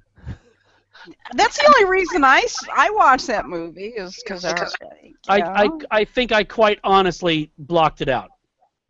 I have to give Tilda Swinton credit though, because she's one of the few actresses in Hollywood getting work in her 40s right now. Yes. Yeah. That's why I'd have to age her up like 20 years. Which she did in Grand Budapest Hotel. Say probably 30 or 40 years in Grand Budapest Hotel. Yeah, I think so, yeah. So, anyway. So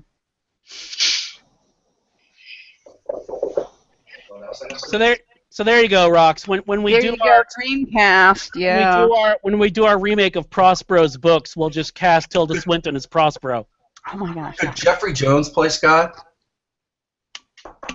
Oh, Jeffrey Jones. Huh. Oh no, what about Toby Jones? That would be great. Oh, Toby Jones can play me because he kind of looks like Okay, all right. But that's good. But I like John Lithgow. Any like man of bald stature, like Bill Murray or Lithgow or some of those guys, I'm fine with. Okay. Can we get Nathan Lane to play Scott? Oh, that'd be great. Wow. Oh, he would break the budget. But Meryl Streep won't. No, she'll do it gratis. Okay. It is a Dreamcast, you know. Wow. You have your Dreamcast getting paid. Yes. All right. After I become judge and stuff. Well, after you become judge, and then we sell the rights to the reality TV show. Gosh. Real cases, real verdicts. Rocky Plaza. No, Dun, dun. no, Aaron, it's real cases, surreal verdicts. God, yes. You will wear a carp on your head for a week. Yeah. Community service would be so much. Oh my God, I'd just sit there and laugh. And every verdict will be thrown out just because, okay, we need to get rid of her. We can't get rid of her. How do you get rid of a judge? Well, you can. Isn't there an impeachment process or something? I don't know. Ask Reinhold. Oh. We haven't seen him in a while. What happened to him? Oh, That's a good yeah. question. What happened to him? He's one of those guys that I always expected some sort of weird sexual charge to come up years later. Oh God! Wow. He just seemed like Yeah. one of those dudes who was happy to be peed on or something. I don't know. Oh Jesus! Oh God! He's still working. He was in Oh, he's doing dinner theater. Santa Claus 3. He was in Swing Vote. He was. Let's see. He's actually in. When were those? They were a while ago. No, that's 2008 with Swing Vote, but he basically. It sounds like. Okay, yeah, he's on board Beverly Hills Cop 4. That Brett Ratner's directing. Wait, there's a 4? You're kidding. Was there a 3? I don't remember. Oh yeah, John Landis directed it. Oh, wow. I blocked that out. For good reason, I believe. Yeah. But so yeah, on May 2nd of last year, the screenplay was announced, and the movie is supposed to be shot in and around Detroit, and they're aiming for a March 2016 release date. Oh. But it's Brett Ratner, which means that he'll quit, and Matthew Vaughn will come on for about 3 weeks, and then eventually McG will take the role. And then Brian Singer will have to correct everything in Beverly Hills Cop Days of Future Past. I think basically Universal should make a deal where Axel Foley should be able to cross over with the Avengers.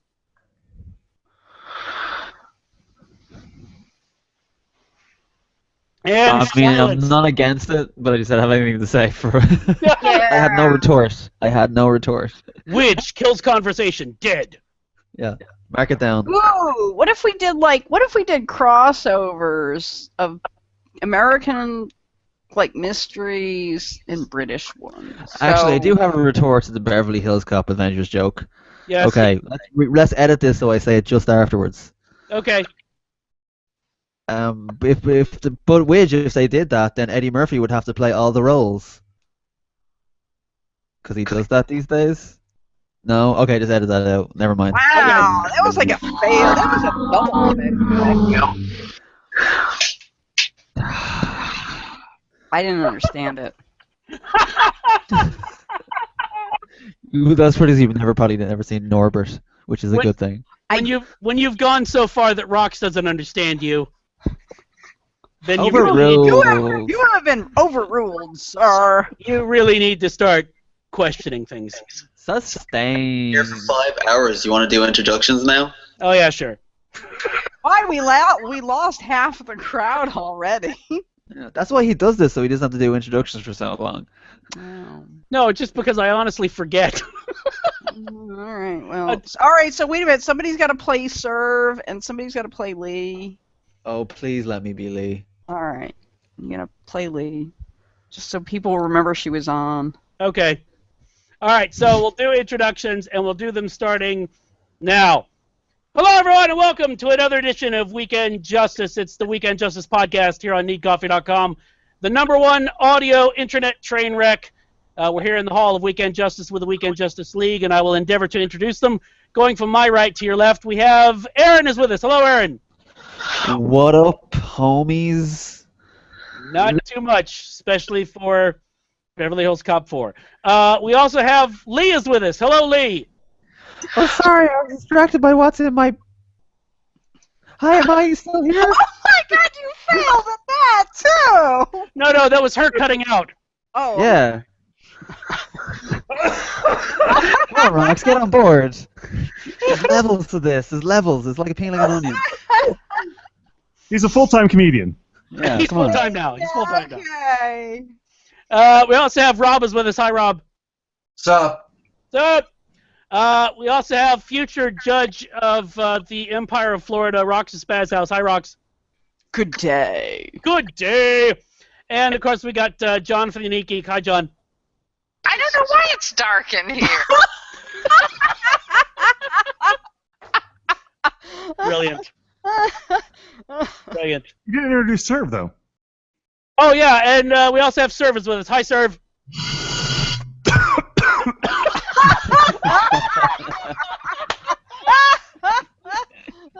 Oh, it's great.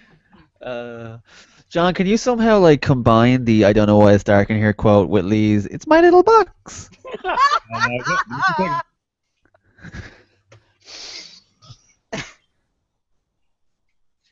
No, I mean, you guys keep going on. Don't win the Oh, okay, all right. I didn't know what we were doing. I was just waiting for it. Wait for it. Wait for it. So. Bing. Oh my God. All right. So what else? Because I've been watching stuff like Drunk History UK and. Do you guys? I've been watching a lot of this because daytime TV and I'm unemployed. No, Aaron, you're a full-time comedian. Yeah. I'm full-time funny, folks. Yeah, that's right. I'm serious about being funny.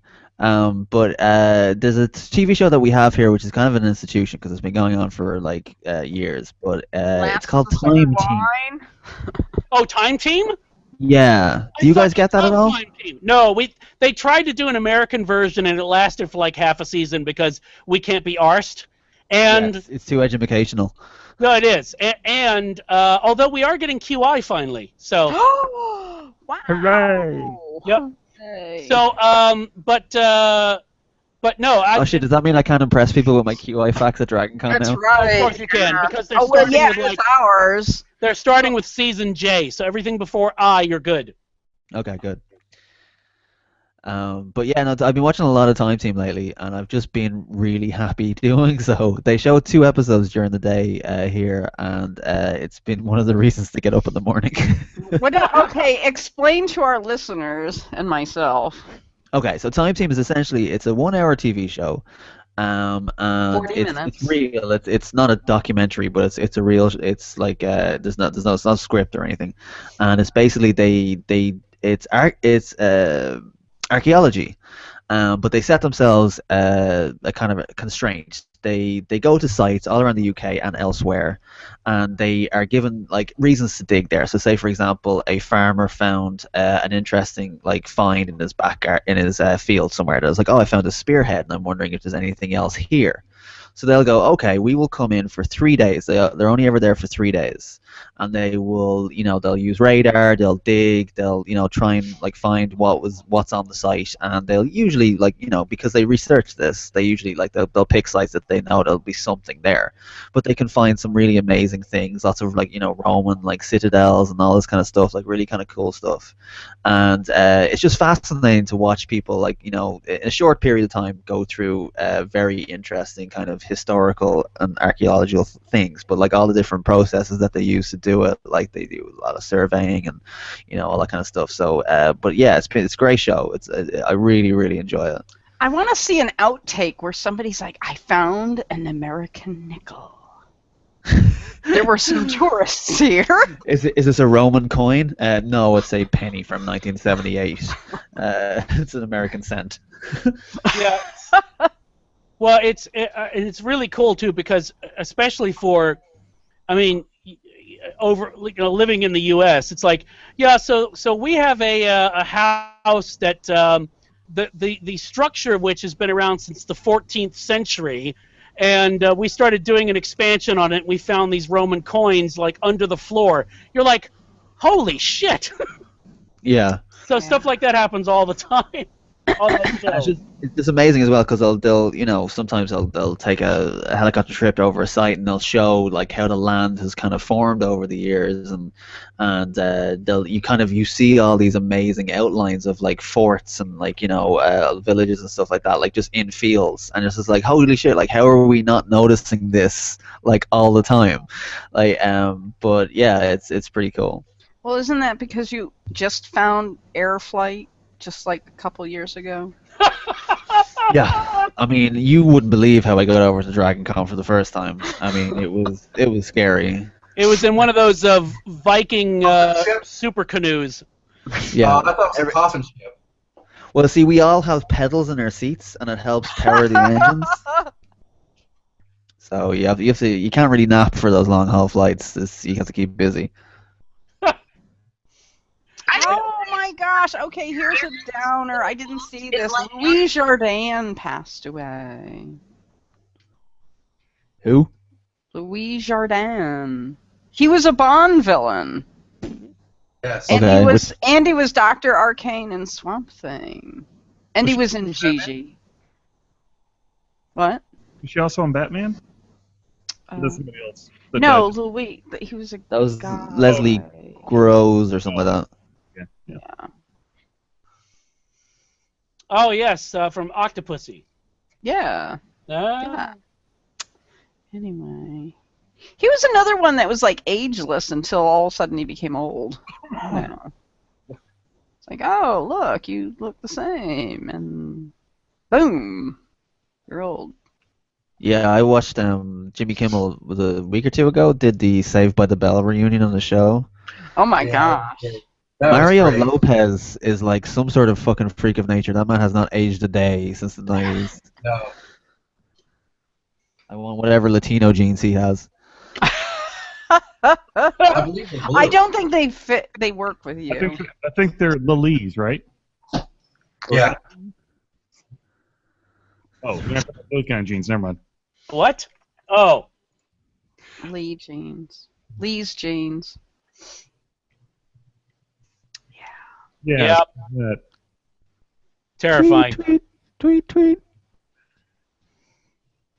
I just want to really extend this silence as much as possible.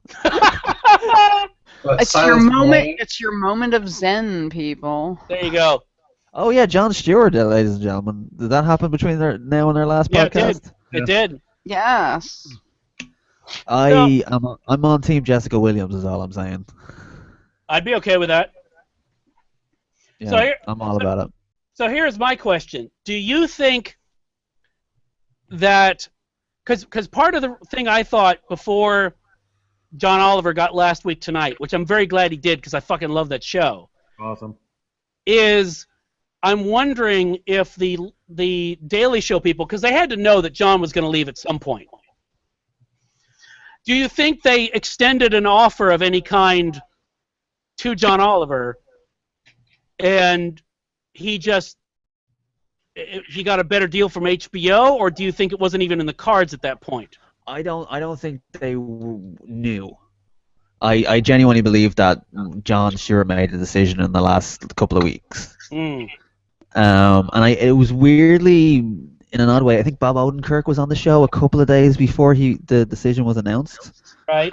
And they had a conversation because they had worked like years before, like decades before, and Bob Odenkirk kind of made a joke about how like he's been in the Daily Show for nearly 2 decades now or something, and just like how ridiculous that is. And John Stewart made a face of kind of like, yeah, I kind of have been here a long time, and it was the first time I've ever seen him kind of be a little bit kind of like almost embarrassed about it. So I don't know if that was on his mind already at that point, or if that maybe kind of poked him a little bit or nudged him towards a certain the thought process to make a decision.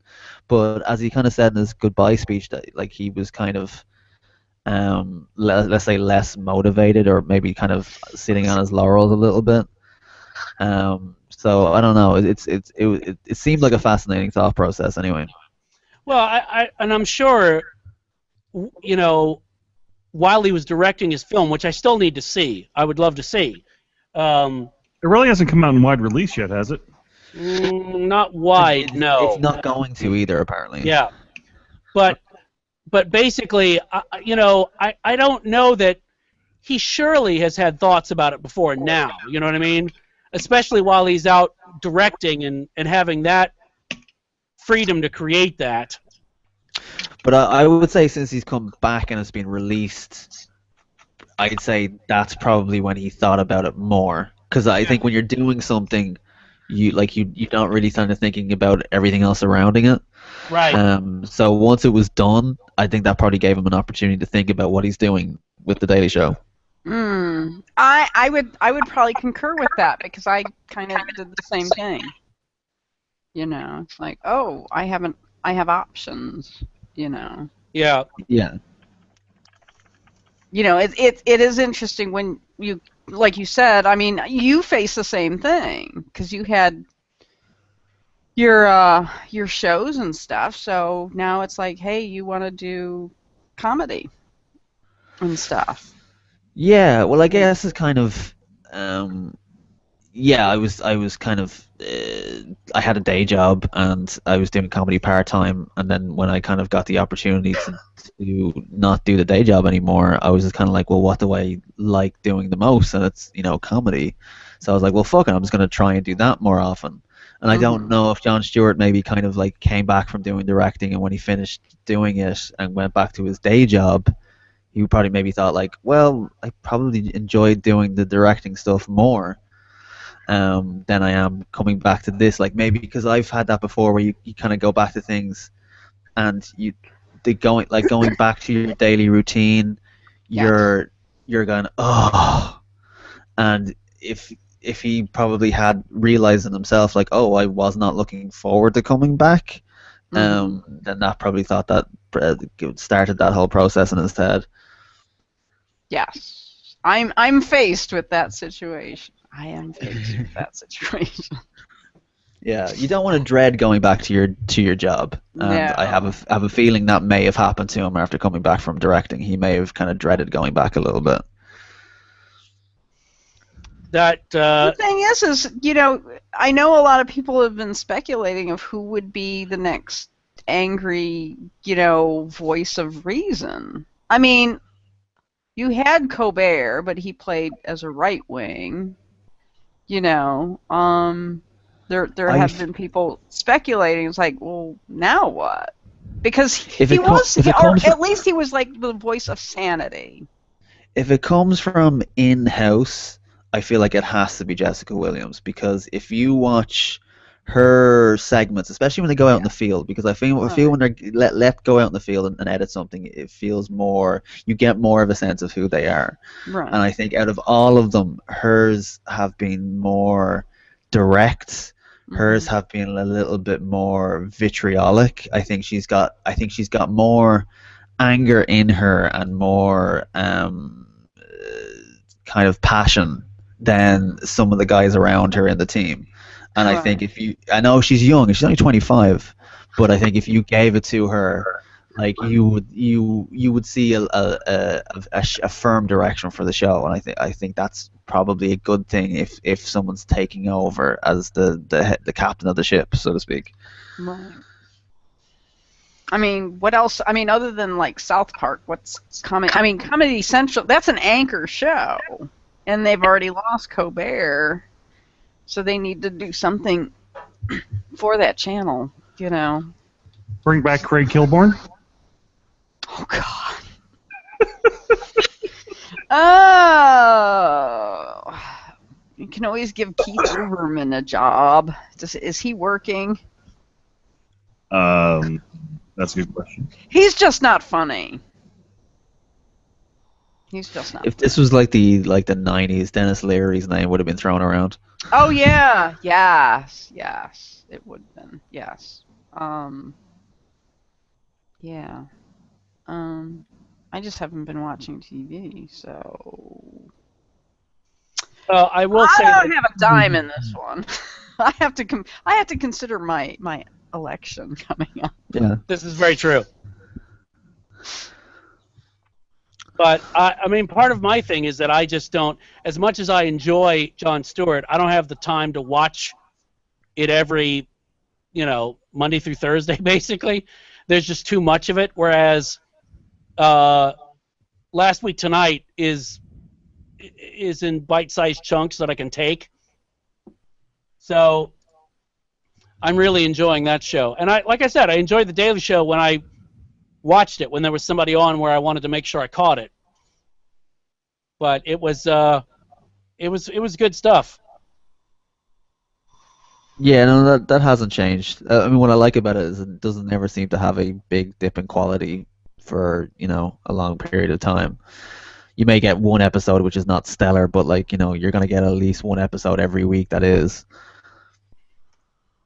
Right. But So yeah, you're right though. That's a lot of chat show upset. I mean, we got Colbert leaving, you've got Letterman. He's taking over for Letterman. Letterman leaving. You got Craig Ferguson left, and what's his face is taking over for him. I'm blanking on names. James Corden. Yeah, thank you. Why can't I remember names? Those neurons that's are so just weird. That's dead. so weird to me that James Corden's doing a show over there. By the way, so fucking strange. They're already promoting it. It looks like it's going to be fun. So. Oh, he's the type of guy that likes a very relaxed sort of atmosphere. I think he'll go down well over there. But yeah, it's just strange. So Blacklist came back. I have to stop watching. Oh yeah.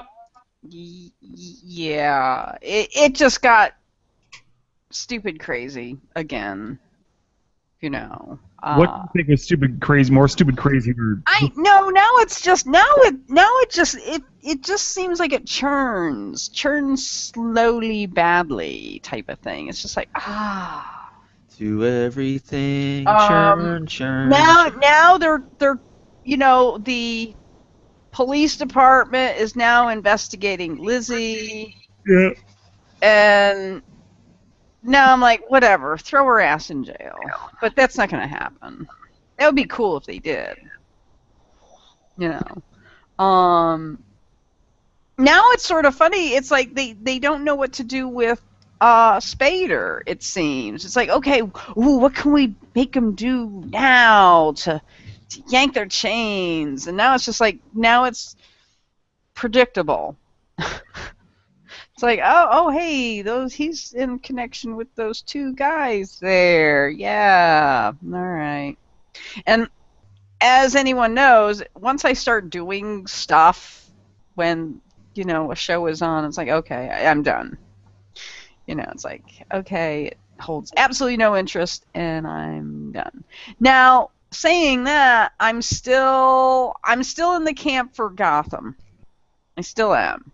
Oh, I haven't watched the show, but everything about it seems awful. I like it. I don't know what it is. I don't know, because I don't read superhero comics. Never have. And to me, it's like a zine of a comic world. Okay. Which show? Gotham. I like it. Yeah. Really? Yeah. Okay. I can't get into Agents of S.H.I.E.L.D. I can't get into it. And I try. It's so good. I can't. Sorry. I mean, I will admit, the first, I'd say 7 episodes were a bit of a slog, but it really kicks in hardcore from there, and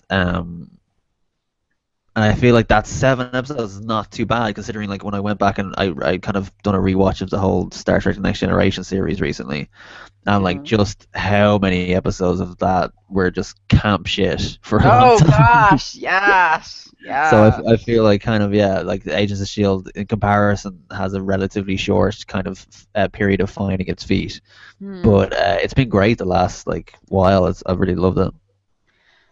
I'm at the point I can only tolerate 40 minutes of television. It's weird. I can't. I can't explain. Well, I can. I'm doing research on it actually. So. Well, and I mean, Agent Carter, I'm quite enjoying. I know you haven't got it over there yet, Aaron. I know. I'm so annoyed. Agent Carter's really good. Speaking. I like it. Has anybody seen John Wick? Yes. Who what? I have not. I wanted to though. Oh, I just watched it today. I liked it. Oh, it's. Yes, it was very awesome. Yeah, you can tell. It was so good that John lost the ability to speak. No, it's kind of like The Raid with Keanu Reeves.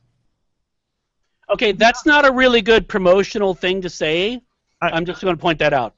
But it kind of works. But Widge, it kind of works. No, because they don't hide all of his failings as an actor. Well, they play to his strengths, which is basically he's like a emotionless block of wood killing machine, right? Pretty much. Okay, well that's fine then. He bad has dialogue. underlying emotions, but yeah. But again, I defend Keanu Reeves because God love him, he never stops trying, ever. I've never have had a problem watching his movies. I know he's not a very good actor, but I still find him quite watchable. Oh, he's watchable. It's just that he sometimes he it's the equivalent of, you know, when you go to like a buffet and you say, "Oh, my eyes were bigger than my stomach." He has roles like that, you know. But in his defense, you know, he was the best part of the movie Parenthood, and he and William Hurt stole. Oh my gosh! I Love You to Death from Kevin Kline. Kevin Kline. So, I have a theory about Keanu, and that the fact that I think he's a very good actor facially, but his voice cannot change pitch. So he cannot convey emotions or intentions through his voice or his tone of voice. But if you kind of turn off the audio and just watch him physically, so you're he's saying actually able to act. If he was in silent films, he'd be a genius. Yeah, I think he's in the wrong generation. Now he's behind his time. Now here's my question though, Aaron. Do you think maybe if you used a vocoder on his performances, would that help? So basically, we should get like Kanye West to produce his movies. Wow. No, he's being practical. Well, Kanye West would keep getting in front of the camera. But, yeah. Well, in fairness, he probably would give all Keanu's roles to Beyonce. This is true, so probably would be better. Oh God, I actually do. I want to see that. I think that's dear Internet. Please take a sampling of Keanu Reeves' scenes. Oh my gosh! And tweak his voice. Oh, you're thinking of Johnny Mnemonic. Yeah. Yes. And no, the one thing I'll say about Johnny Mnemonic is it actually showed me one of the top 10 things I thought I would never see, and that was Dolph Lundgren playing a monk grappling with Henry Rollins playing a scientist. Yes. Never thought I would see that. It happened. So. Yes. And it was epic. It was pretty epic, yeah. Okay, so it seems as we kind of touched on it. Let's talk about it. Is this a Civil War moment? Kanye was right or not? Well, here's my problem. Is that everybody's saying, oh well, there's, it takes, 4 writers to do the song, whereas Beck does everything himself, that sort of thing. I hate that too. But here's my problem with that. That would be a good argument if you were talking about album of the year, because the album is the sum of all the parts, right? At least from what I can tell. Whereas the artist is actually the artist. So I don't even think that's a very good argument for the work itself. But what I saw was I actually read an article that was saying every time it makes perfect sense that Beck won, because every time you have one rock musician that's up, they win. because everyone else splits the vote. So, and I mean, Rob's the expert. Rob, what do you think? Who else was nominated in that category too? Sam Smith and Yeah. hang on. If only we had a way to look these things up. I know. All right, hang on. But it just takes a while. To the almanac. Beyonce. Nitty Gritty Dirt Band. No, not in history. Not in history. Air Supply. No, just this. No, just this year. Just this year, Rob. Roger Basshouse sings Fleetwood Mac. Did they do the Grammys when the Beatles were around? No. Okay. Oh, but hang on, Rob. Yeah. Sam Smith won Best New Artist, so you'll never hear from him again. Well, the deck is stacked against English soul singers anyway. He's a new Adele. You guys are gonna have to get used to it. I'm sorry. What was it? Oh no, wait. No, it did win Album of the Year. Sorry, I have no idea what I'm talking about. Right? Yeah, no, the reason why you're getting confused is because Kanye referred to artistry in his Thank you, 'cause I didn't comments actually- afterwards. Yeah, okay, thank you. But yeah, so you had Beyonce, you had, first of all, and can I say I've listened to that album. It's actually not that good. Ed Sheeran's X, Sam Smith and the Lonely Hour, and Pharrell Williams' Girl. Pharrell Williams' Girl is not very good. No, it's not very good. Yeah. I thought there was like maybe one or two good singles off of Beyonce, the album, but I really didn't care for it. Didn't really hear the Sam Smith album, and Ed Sheeran's got some good stuff on it, but I think of the nominees, Morning Phase is the best album, so I don't understand what the big deal is. Well, Morning Phase came out early in the year, like February or March, right? Right. And consistently, I mean, here's the thing. It's the Gone with the Wind effect. It basically went wire to wire almost. When that thing came out at the beginning of the year, people were like, this is the best record of the year. And then they never relented, because usually they say that, and then in June and July there's these, 10 best albums of the year so far, right? And then it literally went wire to wire. And it's one of those records that I was like, oh, the new Beck's out, and between everyone at the radio station playing it out the ass, and then toughly just saying, why haven't you heard this? It is really great. It's the record I probably wouldn't have given Rocks to listen to last year at all. No. No. Yeah. And I think the fact that it's dark and that it's in a place, there's a theme to it that connects with a lot of people. It's a lot easier to connect with someone when they're sad and miserable than it is when they're not. So, you got, if you look at the numbers, I mean, not the sales, but if you look at the critic numbers, almost wall to wall, that thing was the album of the year, and every track on it is really good. I mean, it's one of those things where you can't listen to it and say, oh, that's the single from the album, but you can listen to the entire album. And it's very hard for people that live in a world that don't listen to albums anymore to really get the fact that there's an album that's good. I would argue that Sam Smith had one of those albums where there was like 5 singles off it that charted well over here at the very least. I don't know about the States. Also a connection with him too, because the songs resonated emotionally. Yeah. No, I'm still comparing him with Kanye. I'm not comparing him into everything else.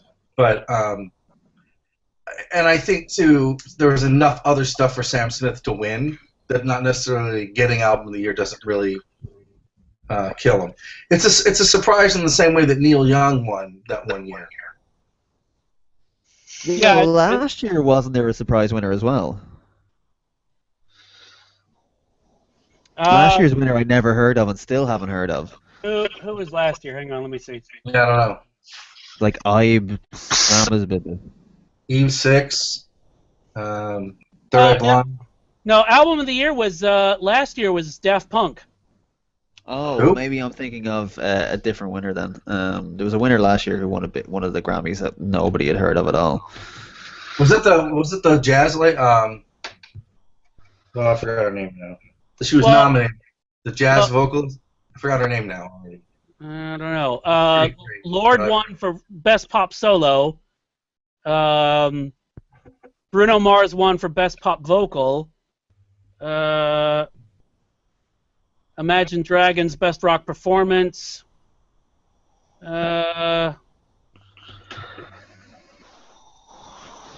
Vampire Weekend. Gary Clark Jr. No idea. Okay, who's getting their teeth cleaned in the background? What is that? Not me. I go tomorrow. Okay. Yeah, I don't know. I'm not seeing anybody, at least on any of the big ass awards. Oh, sorry. What? This is gonna bug me now. I'm gonna have to search for this. Yeah, find out who it is. I have no idea. Maybe like I'm thinking it was last year, but it was the year before or something. Hold on, let me find out. You work away while I do this, by the way. Okay. But no, I don't. I think it was just basically another one of his. It's one of those things where it's like Kanye's music. A lot of it I like, but he's just such a dick. I'm just like, oh, making it really hard on me. Yeah. But maybe that's just me. Well, see, it's interesting because I think a lot of people kind of overreacted to what he said because I think what he said, he didn't say it in a necessarily dickish way. I know he stepped up on stage for like half a second and stepped back down again, but like both he and everybody around seemed to have a laugh about that. Even like Beck himself had a laugh about that. But like afterwards, when they asked him like why he did it, he says, "I thought Beyonce, had a better album," and I think Beck would agree, and Beck did agree. Or at least said that he thought but Beyonce would have won.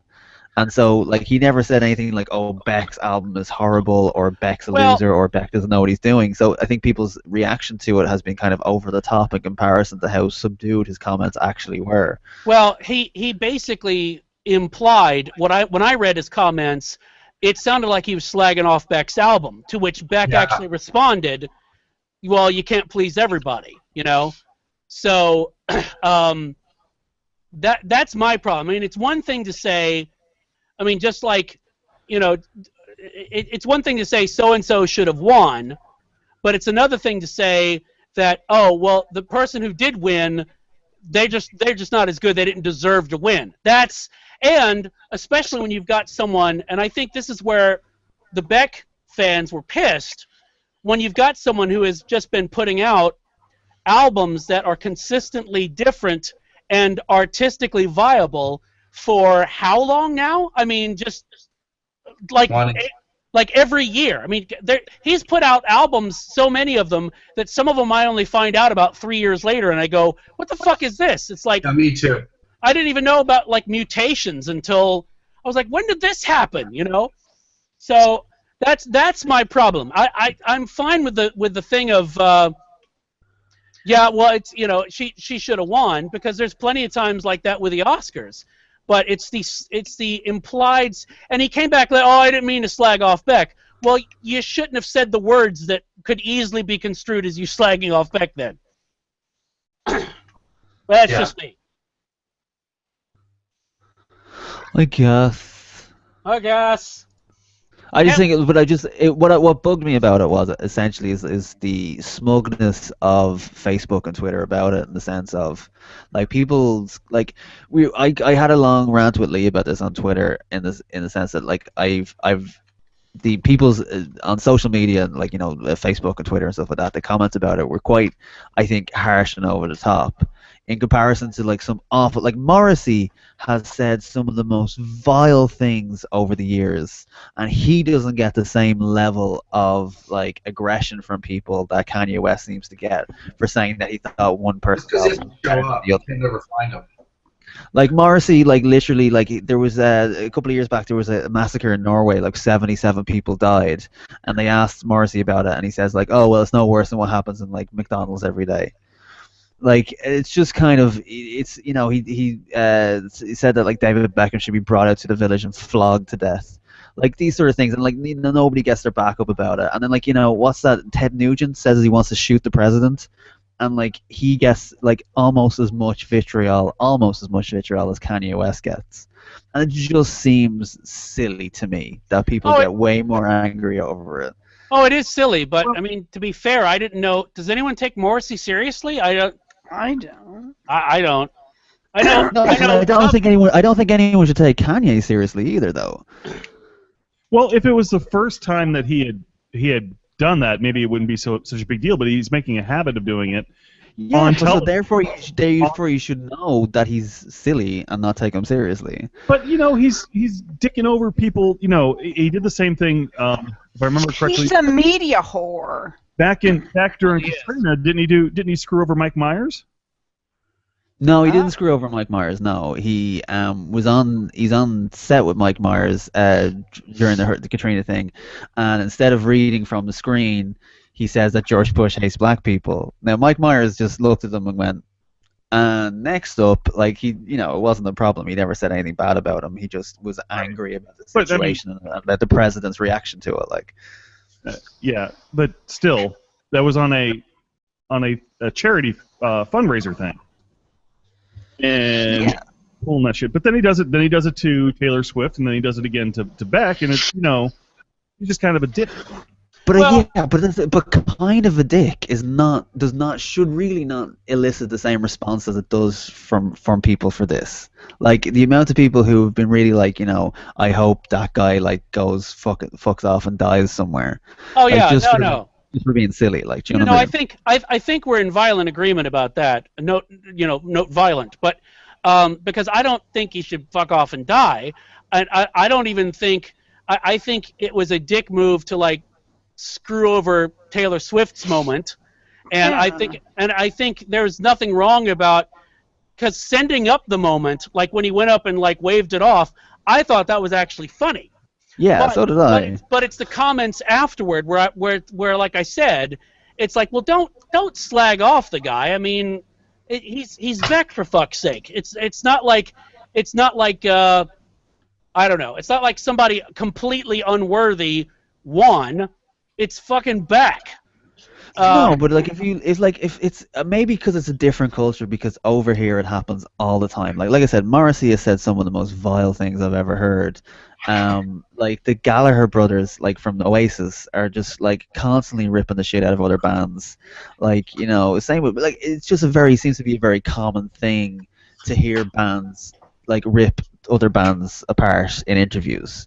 Like nobody seems to like blink an eyelid at it most of the time, but for some reason, if Kanye says anything or does anything stupid, and he does a lot of stupid things, but he's not the only one. I think it's his choice of when to do it. I think it's like this is Beck's moment to finally win because he's never won before, has he, Rob? No, he has not. Yeah, so it's like his moment to win, and Kanye has to stick his ass in there. And it was Taylor Swift's moment to win, and he had to stick his ass in there. There's a big difference between talking shit just in general, but I think part of the offense that people are taking from it is his choice of timing. Yes. And also, no one asked his opinion. In the case that you're citing from Morrissey, is that people were asking for his opinion or interviewing him. In this case, nobody asked him to come up there.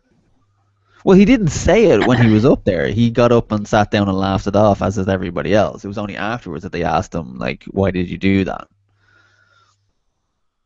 Well, and Beck sort of handled this probably the best way that you can, too. He's like, I love Kanye's records, but it's cool. Let's just move on. That's probably the best way you can handle that, Yeah. Well, even at the time, he even joked and says, no, come on up. I don't know what to say, so come up. Like, he made a joke about it. Like, I think that's the sort of, I think that's his reaction. I would have hoped would have been the world's reaction, is to kind of laugh it off. Well, you did see Saturday Night Live 40, right? SNL 40. Yeah, I saw the clip where they asked him to sit down. Yeah, that was pretty funny. Yeah, he did it a couple times. Which they didn't do at rehearsal, apparently. That was no, apparently not. Apparently, they didn't do rehearsal for a lot of that show that night. Oh, really? It seemed that way. Yeah. The only decent bit that I got out of that, I mean, the Wayne's World bit was okay, but the only decent bit I thought was a Celebrity Jeopardy, which was hilarious. Well, Bill Murray. Yeah, Bill Murray singing the theme tune to Jaws was pretty great. Oh, okay. Yeah. But he did that. I'm Oh, talking no, about that was full Star on- Wars. full Okay. on themes, though. Oh, this was new. He did the theme to Jaws as a play off of previously doing Star Wars. Yeah. Yes. Okay. All right. But I was referring to full on like ensemble pieces. Right. Well, I mean, personally, because I didn't grow up with that show, but anytime I've tried to watch it, it seems pretty poor as a general rule. So. Well, it basically the best version of it was the syndicated version of the first seasons, where they took out the bits that didn't work. If you watch it on DVD, where it's the unexpurgated episodes, they still have the bits on there that didn't work quite as well, but I think you had more hits than misses with the not ready for primetime players. It's only in recent years that what SNL has basically turned into, from what I can tell, because I don't really watch it much, is YouTube fodder, because the best stuff winds up going viral on YouTube. Like, and the first example of that, I think, was Lazy Sunday, where Doc's reaction, I still remember when I sent it to him, was like, what, SNL did something funny? Who knew? I mean, it's like, so for a long time, there was just nothing happening on that show. Yeah. No, and yeah, you're right. The best parts always do wind up on YouTube these days, and I stopped watching it a long time ago. Whoa. But all the best stuff involved Andy Samberg, really, wasn't it? The recent stuff that kind of went viral online seemed to be Andy Samberg's doing. There were a couple things more recently that I saw, but again, they did not stick in my mind. I did see the Super Bowl commercial send-up they did of the completely over-the-top sexist activity fun kit for wives. Oh my gosh, that was funny. That was quite good with what's his face from The Closer. Previously played J. Jonah Jameson. J.K. Simmons? J.K. Simmons, yeah. What's that? J.K. Simmons. Yes, thank you. I don't know where all the names in my head went, but they have apparently, again, all those brain cells have died somehow. I don't know how. It used to be I just couldn't pronounce names. Now I can't remember them to mispronounce them. It's very disturbing. I don't know. Who are you again? I have no idea. I was hoping you could tell me. Wait, I have photo ID here. No, it's well, not. You do have two names, so. That's true. I have two names, one pair of underwear. You figure it out. So, well, I think we should probably meander towards the corner that we call recommendations. Okay. All right, who wants to go first? I will. Aaron will, go! I'm going to recommend Fortitude, which is a good TV show to watch if you can get a hold of it. But also I'm going to recommend the microphone I'm using right now, which is called the Blue Yeti. I don't know if the listeners can notice the difference between this and the Rock Band microphone I normally record on. It may get lost in translation on Skype or Hangout as we're now using. But I'm using a far fancier the microphone else. That's because he's full-time, folks. That's why he has the fancier microphone. Yeah, I'm serious about this shit, yo. I'm so fancy. But yeah, I don't know if anyone's watching the video feed. You can kind of see it. I'm holding it up, but yeah. So that's my recommendation. Amazing, ladies. It looks phallic-y. It's so big. It's got even more of a bottom end, if you know what I mean. Yes. It's wider. It's more about the width. It's it's the density. The girth. God, that's terrifying. I know. Wow. It's the echo to it as well. I'm sure his gran thinks that every time he walks in for cereal or something. He's just terrifying. Scott, we love you. We do. We do? Who? What? Who? All right. What? We're just called covering our asses. That has nothing to do with the fact we're talking about Scott. Right. So who's next? Oh, I'll go. I've got lots of stuff. Oh, rocks. Okay. Let's see. Couple things. I'm in a transition type thing going on for maybe something that might occur in the next 6 months. So to prepare. I gotta say, it does very much sound like you're having a sex change, Rox, when you say that. Yeah, no. No, it's You don't have to explain it. It's fine. Okay, I just- won't. Okay. yeah, it's fine. I'm going with Alan Axelrod's Elizabeth I CEO. Glean from that as you will. Okay. It's a really cool book on the strategic lessons from the leader who built an empire. So I'm taking cues from this book. Again, glean what you want from this book. Actually, it's a really good book for even if you're like middle management or something, because I do need a job and stuff. So, okay, if I run for judge, then this is the book I can act royally with. And some of the advice is really sound, like, you know, how to deal with your subjects. And as a leader, is a leader in everything she does. Always be a queen. Yes, even as a judge. So, yes, make a strong impression. But there's actually a lot of history to this, so I'm going with that. I am writing my memoir of my year of purgatory of 2014, of which I reached out to the author of Proust Was a Neuroscientist, Jonah Lehrer, who back in 2012 got into trouble with the New Yorker because he did some plagiarizing. But I think he is a full scientist and stuff in the field of neuroscience and stuff. Anyway, I thanked him about his book and stuff, and I told him what I was working on. That people who experience trauma, any form, you know, people who die suddenly in accidents and stuff, and the people who have to live through it, sometimes wind up experiencing what is called post-traumatic growth, so that people actually thrive after dealing with a situation like that.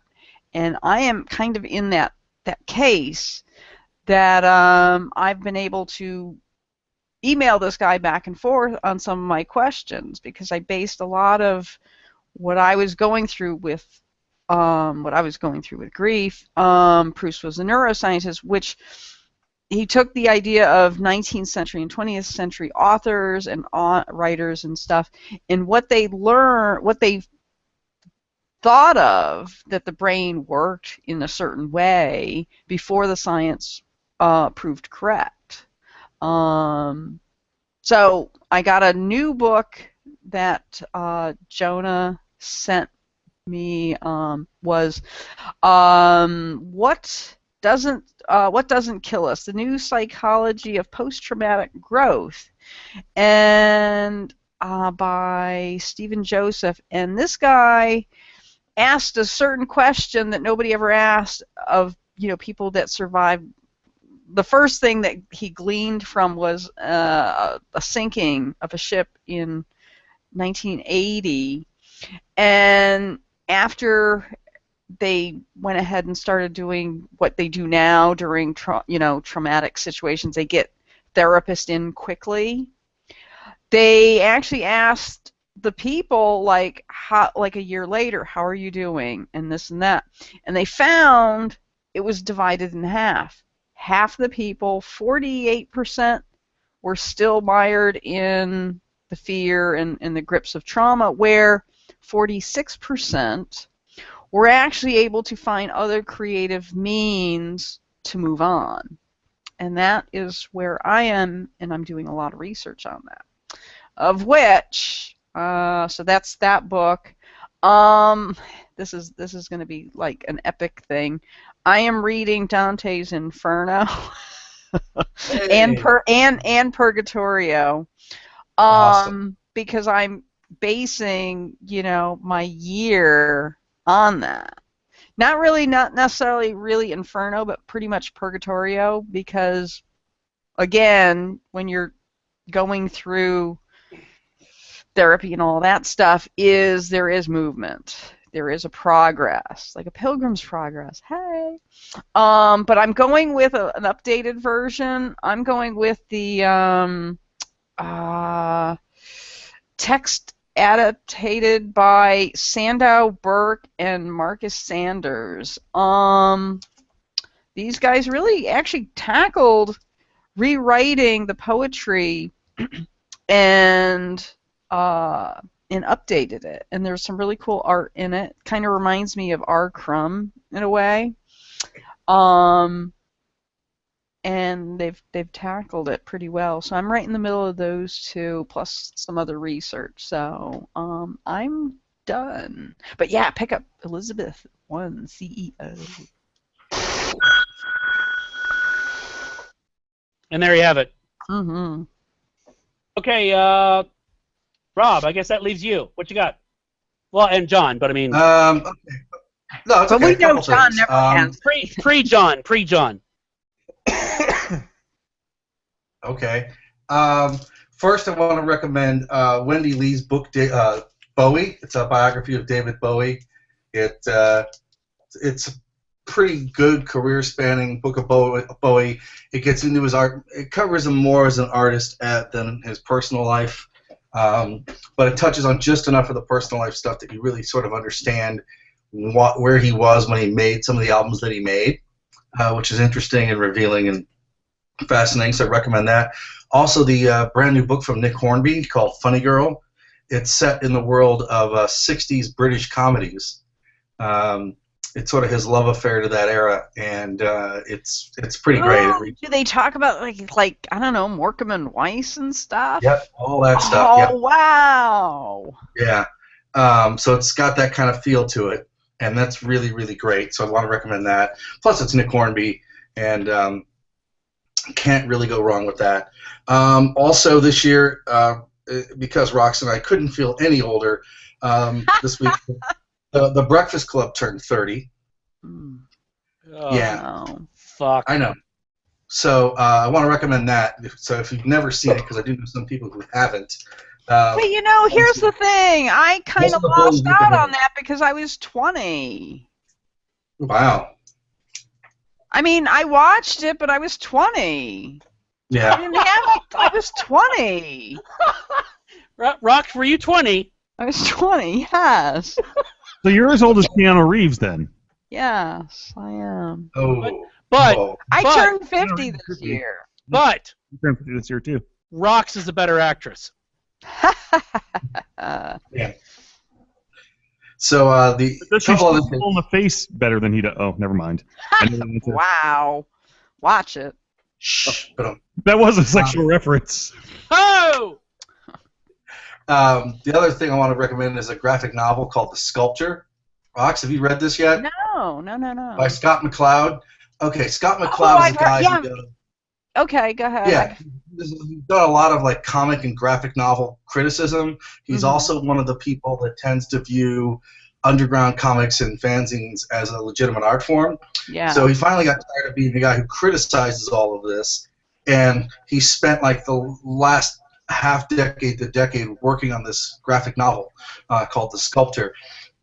And not only is it good, but it's an interesting sort of look at the art, at the role of an artist and how the artist takes different things that happens in their lives and how it affects their work and things like that. And he touches upon a lot of really cool issues like creativity, emotions, rights of things, and then the whole interacting with other artists and things. But it's also a really sort of human story as well. So I want to recommend that. It's Neil Gaiman has been going crazy about it, and I picked up on a whim because it looked cool, and then I read it, and it's really great. So I recommend that. And couple things, and I promise I'll go. There's a great CD out by a band called The Districts, called A Flourish and a Spoil, and it's really good. So if you're a fan of like sort of noisy stuff like Black Rebel Motorcycle Club or maybe the Orwells, it fits in that sort of category. They're going to be one of those bands that has a song in a TV commercial that puts them over. That's kind of where they're at. I do want to recommend, I picked up the Criterion this week for Grand Illusion, the film, and if you've never seen that, it's one of the best films ever made. Orson Welles was on Dick Cavett once, and they asked him what his favorite movies were, and he said, Grand Illusion, and they said, and he basically, and Grand Illusion. That's pretty much his answer. And it was lost. It's a French movie. It was lost during the Paris occupation by the Nazis, and then after the war it was discovered in Germany because one of the German soldiers who raided the French film vault was a fan of film and couldn't destroy these films. So this big collection of French films was saved by, which is kind of funny. And that's how Criterion actually started, was the process of restoring this film, sort of launched Criterion as a brand. So that's kind of interesting. And then lastly, the last thing, but if you've never seen Grand Illusion, you have to see it. It's pretty great. And it holds up well, too, for a movie from 1937, or 27. The last thing I do want to recommend is a compilation. We lost one of the great voices of the 20th century this week in Leslie Gore. Kids, ask your parents. But there's a really great collection of hers. It's the Millennium Collection, those series, those contemporary master collections where they put like 20 songs of a particular artist on a CD and they sell them reasonably cheap. Hers is outstanding. You've probably heard her records and don't even realize it, like It's My Party, Judy's Turn to Cry, stuff like that. But just an amazingly great singer that doesn't really get the due she deserves. And we'll talk about that probably more on the soundboard. But yeah, Leslie Gore, look her up, kids. All right. Is that yours, Rob? That's it. Awesome. Well, I must mention, since you're talking about voices we also lost Gary Owens. I thought you were going to mention that, so I left that. Yep. Who worked in St. Louis for a while. And downtown Burbank. Yep. Good stuff. All right. So John, over to you. What have you got? These are completely my recommendations. They aren't Lee's. I thought these all up. They're not from Lee. But you should go. Number one, you should read the She-Hulk comic. It's good. And the next issue will be the last one, which is number 12. And I think she's going over to an all-new female comic next month or so. I think maybe the Avengers, I believe. Also, number 2, Bitch Planet comic. Again, these are all mine, not Lee's. If you're a woman like me, a nonconformist, how are you not reading this? Then you failed in your life. I'm wearing my NC tat with pride. So, Agent Carter, number 3. Yeah, watch it. Tweet about it. Facebook it. Watch it more. By the way, my recommendation is not least. Watch it more than 3 days past before more than 3 days past the original showing, because we want more of this. Yeah, and Peggy and Dum Dum or whoever else, we really need social. We need to social media the shit out of it. I'm loving the show. I love Peggy. I love how Peggy screws up sometimes, but she still keeps trying, and she's still heroic, and Jarvis is awesome and cute. Oh, wait, I mean, these are mine, not hers. So watch. Signed Lee. I mean, no. And by the way, if you're going to watch all these things, watch them on coffee.com/Amazon. I don't know. Yes. That's great. Yes, do that. Those were my recommendations. I'm done. Okay. Thanks, Lee. I mean, John. Okay, so quick recommendations from me. I have not seen it, but I think Rob will echo this. that Birdman is hitting Blu-ray. Yes. So there's that. Michael Keaton's going to win. Do you think? What do you think the vote's going to get split between Cumberbatch and Redmayne? No, I think at this point, Redmayne's young, and Michael Keaton is pretty much loved by everyone in the Academy, and that helps a lot. Yeah. And a lot of old Hollywood is not fans of the whole photobomb phenomenon. So, but I think it's either going to be Redmayne or Keaton. But the momentum for Keaton's been picking up in the last week, and he's gotten like every critic award almost. He didn't get the BAFTA though, so it'll be interesting to see how that shakes out. But like Entertainment Weekly, CNN, and a couple of the big movie critic people have all been championing Michael Keaton just because it's such a great feel-good story, and apparently the entire time when his career has not been necessarily what it once was, he's never bitched or complained or taken cheap shots, and he's just generally really loved. Apparently he's one of those people in Hollywood that no one can say a bad word about.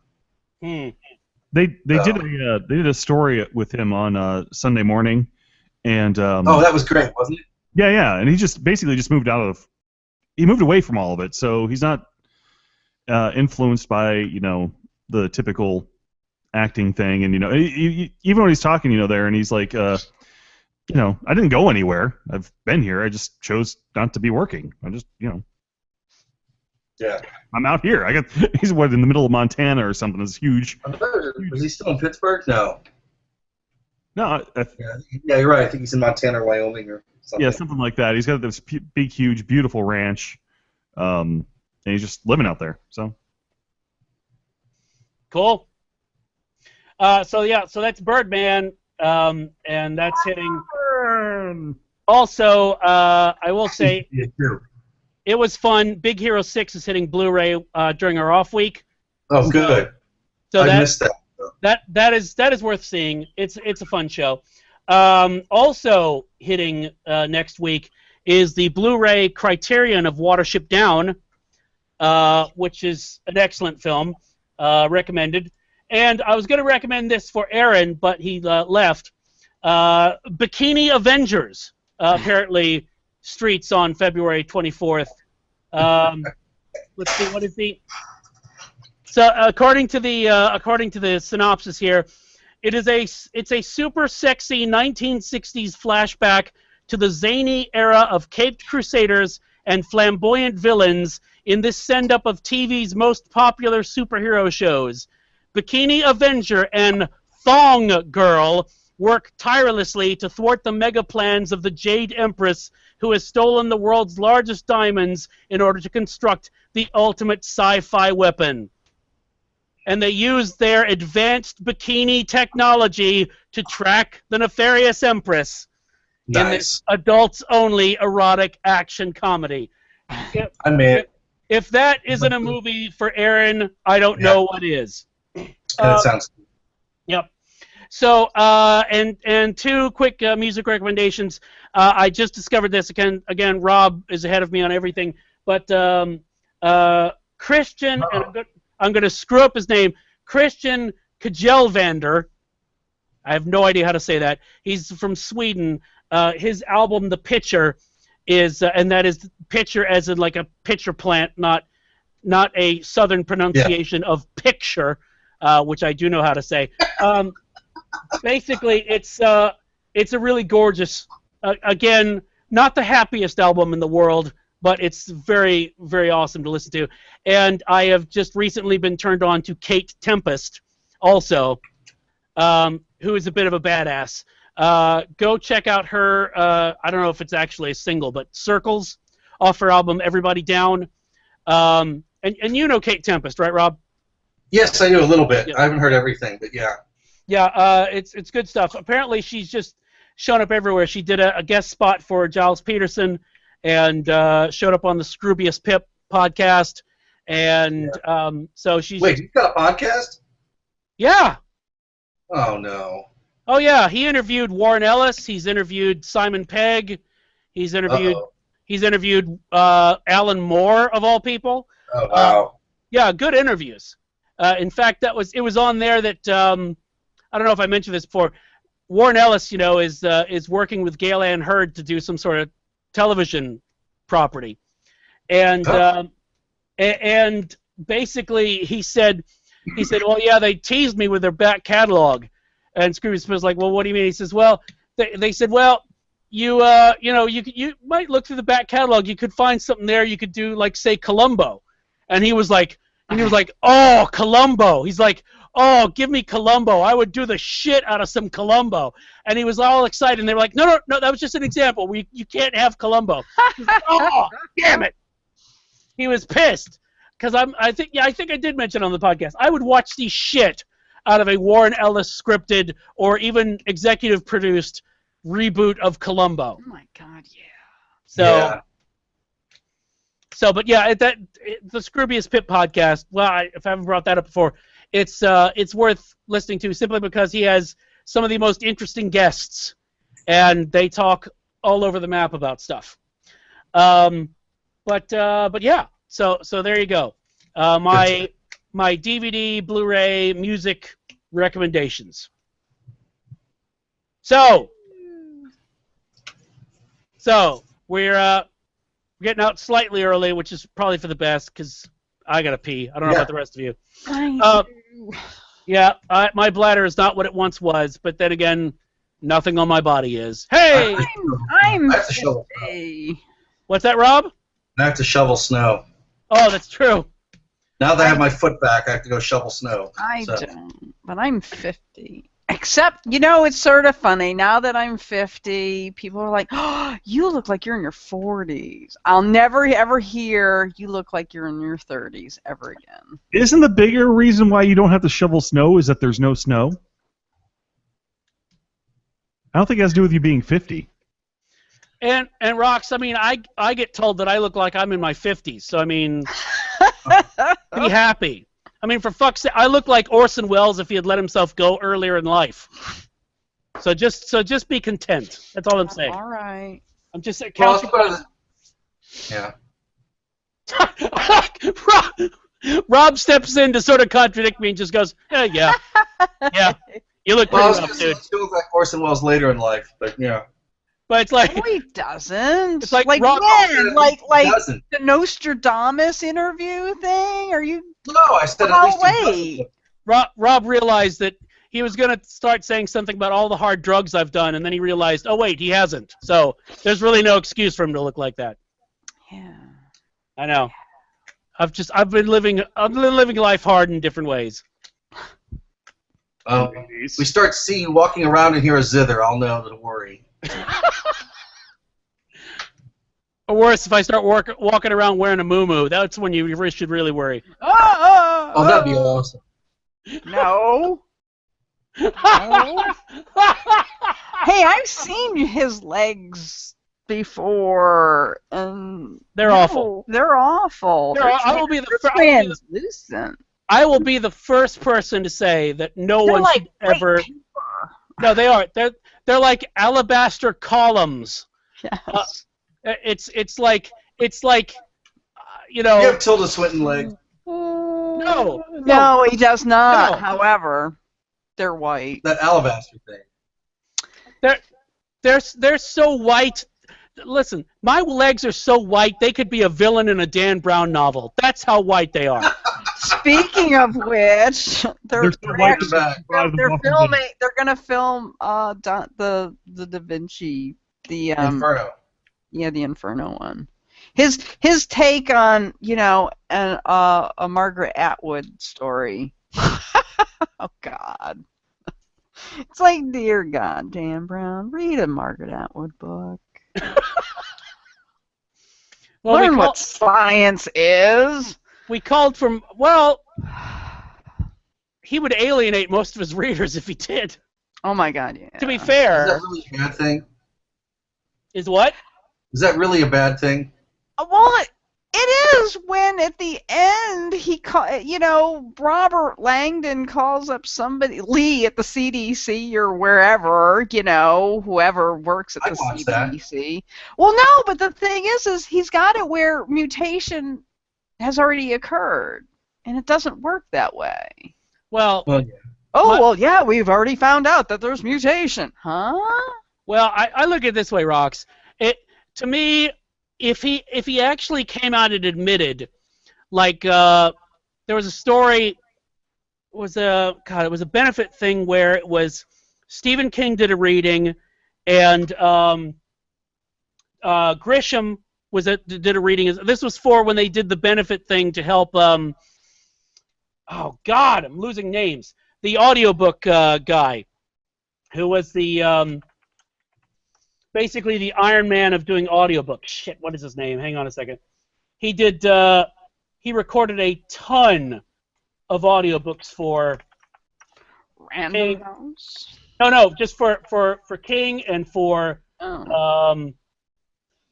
shit. Hang on. God, why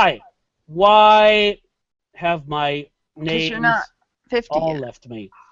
No, when I get 50, I'm just going to be drooling all over the place. It's going to be ridiculous. Let me see. Is this it? Not George Guidall. He's the new guy. Oh shit. Anyway, I will find it. But there was a guy who did the who did a ton of audiobooks, and Frank Mueller. Jesus Christ. Oh, okay. Yeah, he had an automobile accident, motorcycle accident, and basically was done. He could not work. He was so injured. And so Grisham and Stephen King and what's his face, Pat Conroy, did an evening where they all did a reading to raise money for him because he had done. Yeah, and I've got the audio cassette of that, and Grisham on that is hilarious because he talks about when King was talking about retiring, and he says, well, he says, John, I feel like I'm just repeating myself. And Grisham says, I told him, I said, Steve, I've been repeating myself since the first novel, and it's worked fine for me. So the fact that he's admitting that, it's like, I know I'm a bit of a hack. I'm like, hey, you know what? I'm fine with that. If that works for you and you sell books, then rock on with your bad self, you know? Now, so if Dan Brown came out and said, yeah, I know this is kind of bullshit, I would have been like, you know what? You're okay with me. I still want to see.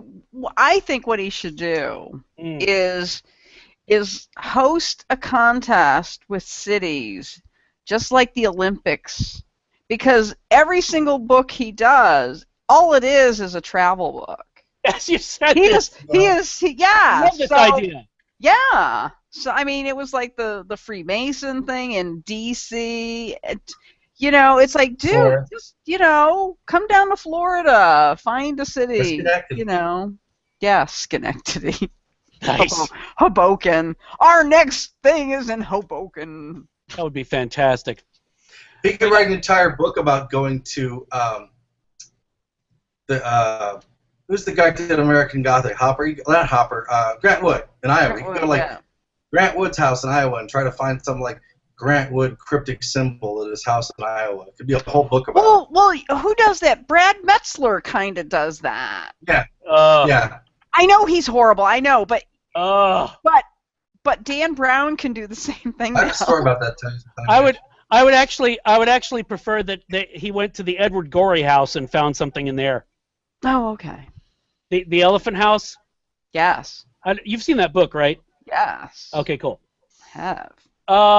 But it's like, to me, it's like if Dan Brown pulled something like I said, I think I may have mentioned this before. I have a theory that Art Bell did not buy any of the bullshit that was on his show because I listened to it a lot because Art Bell has got such a great voice.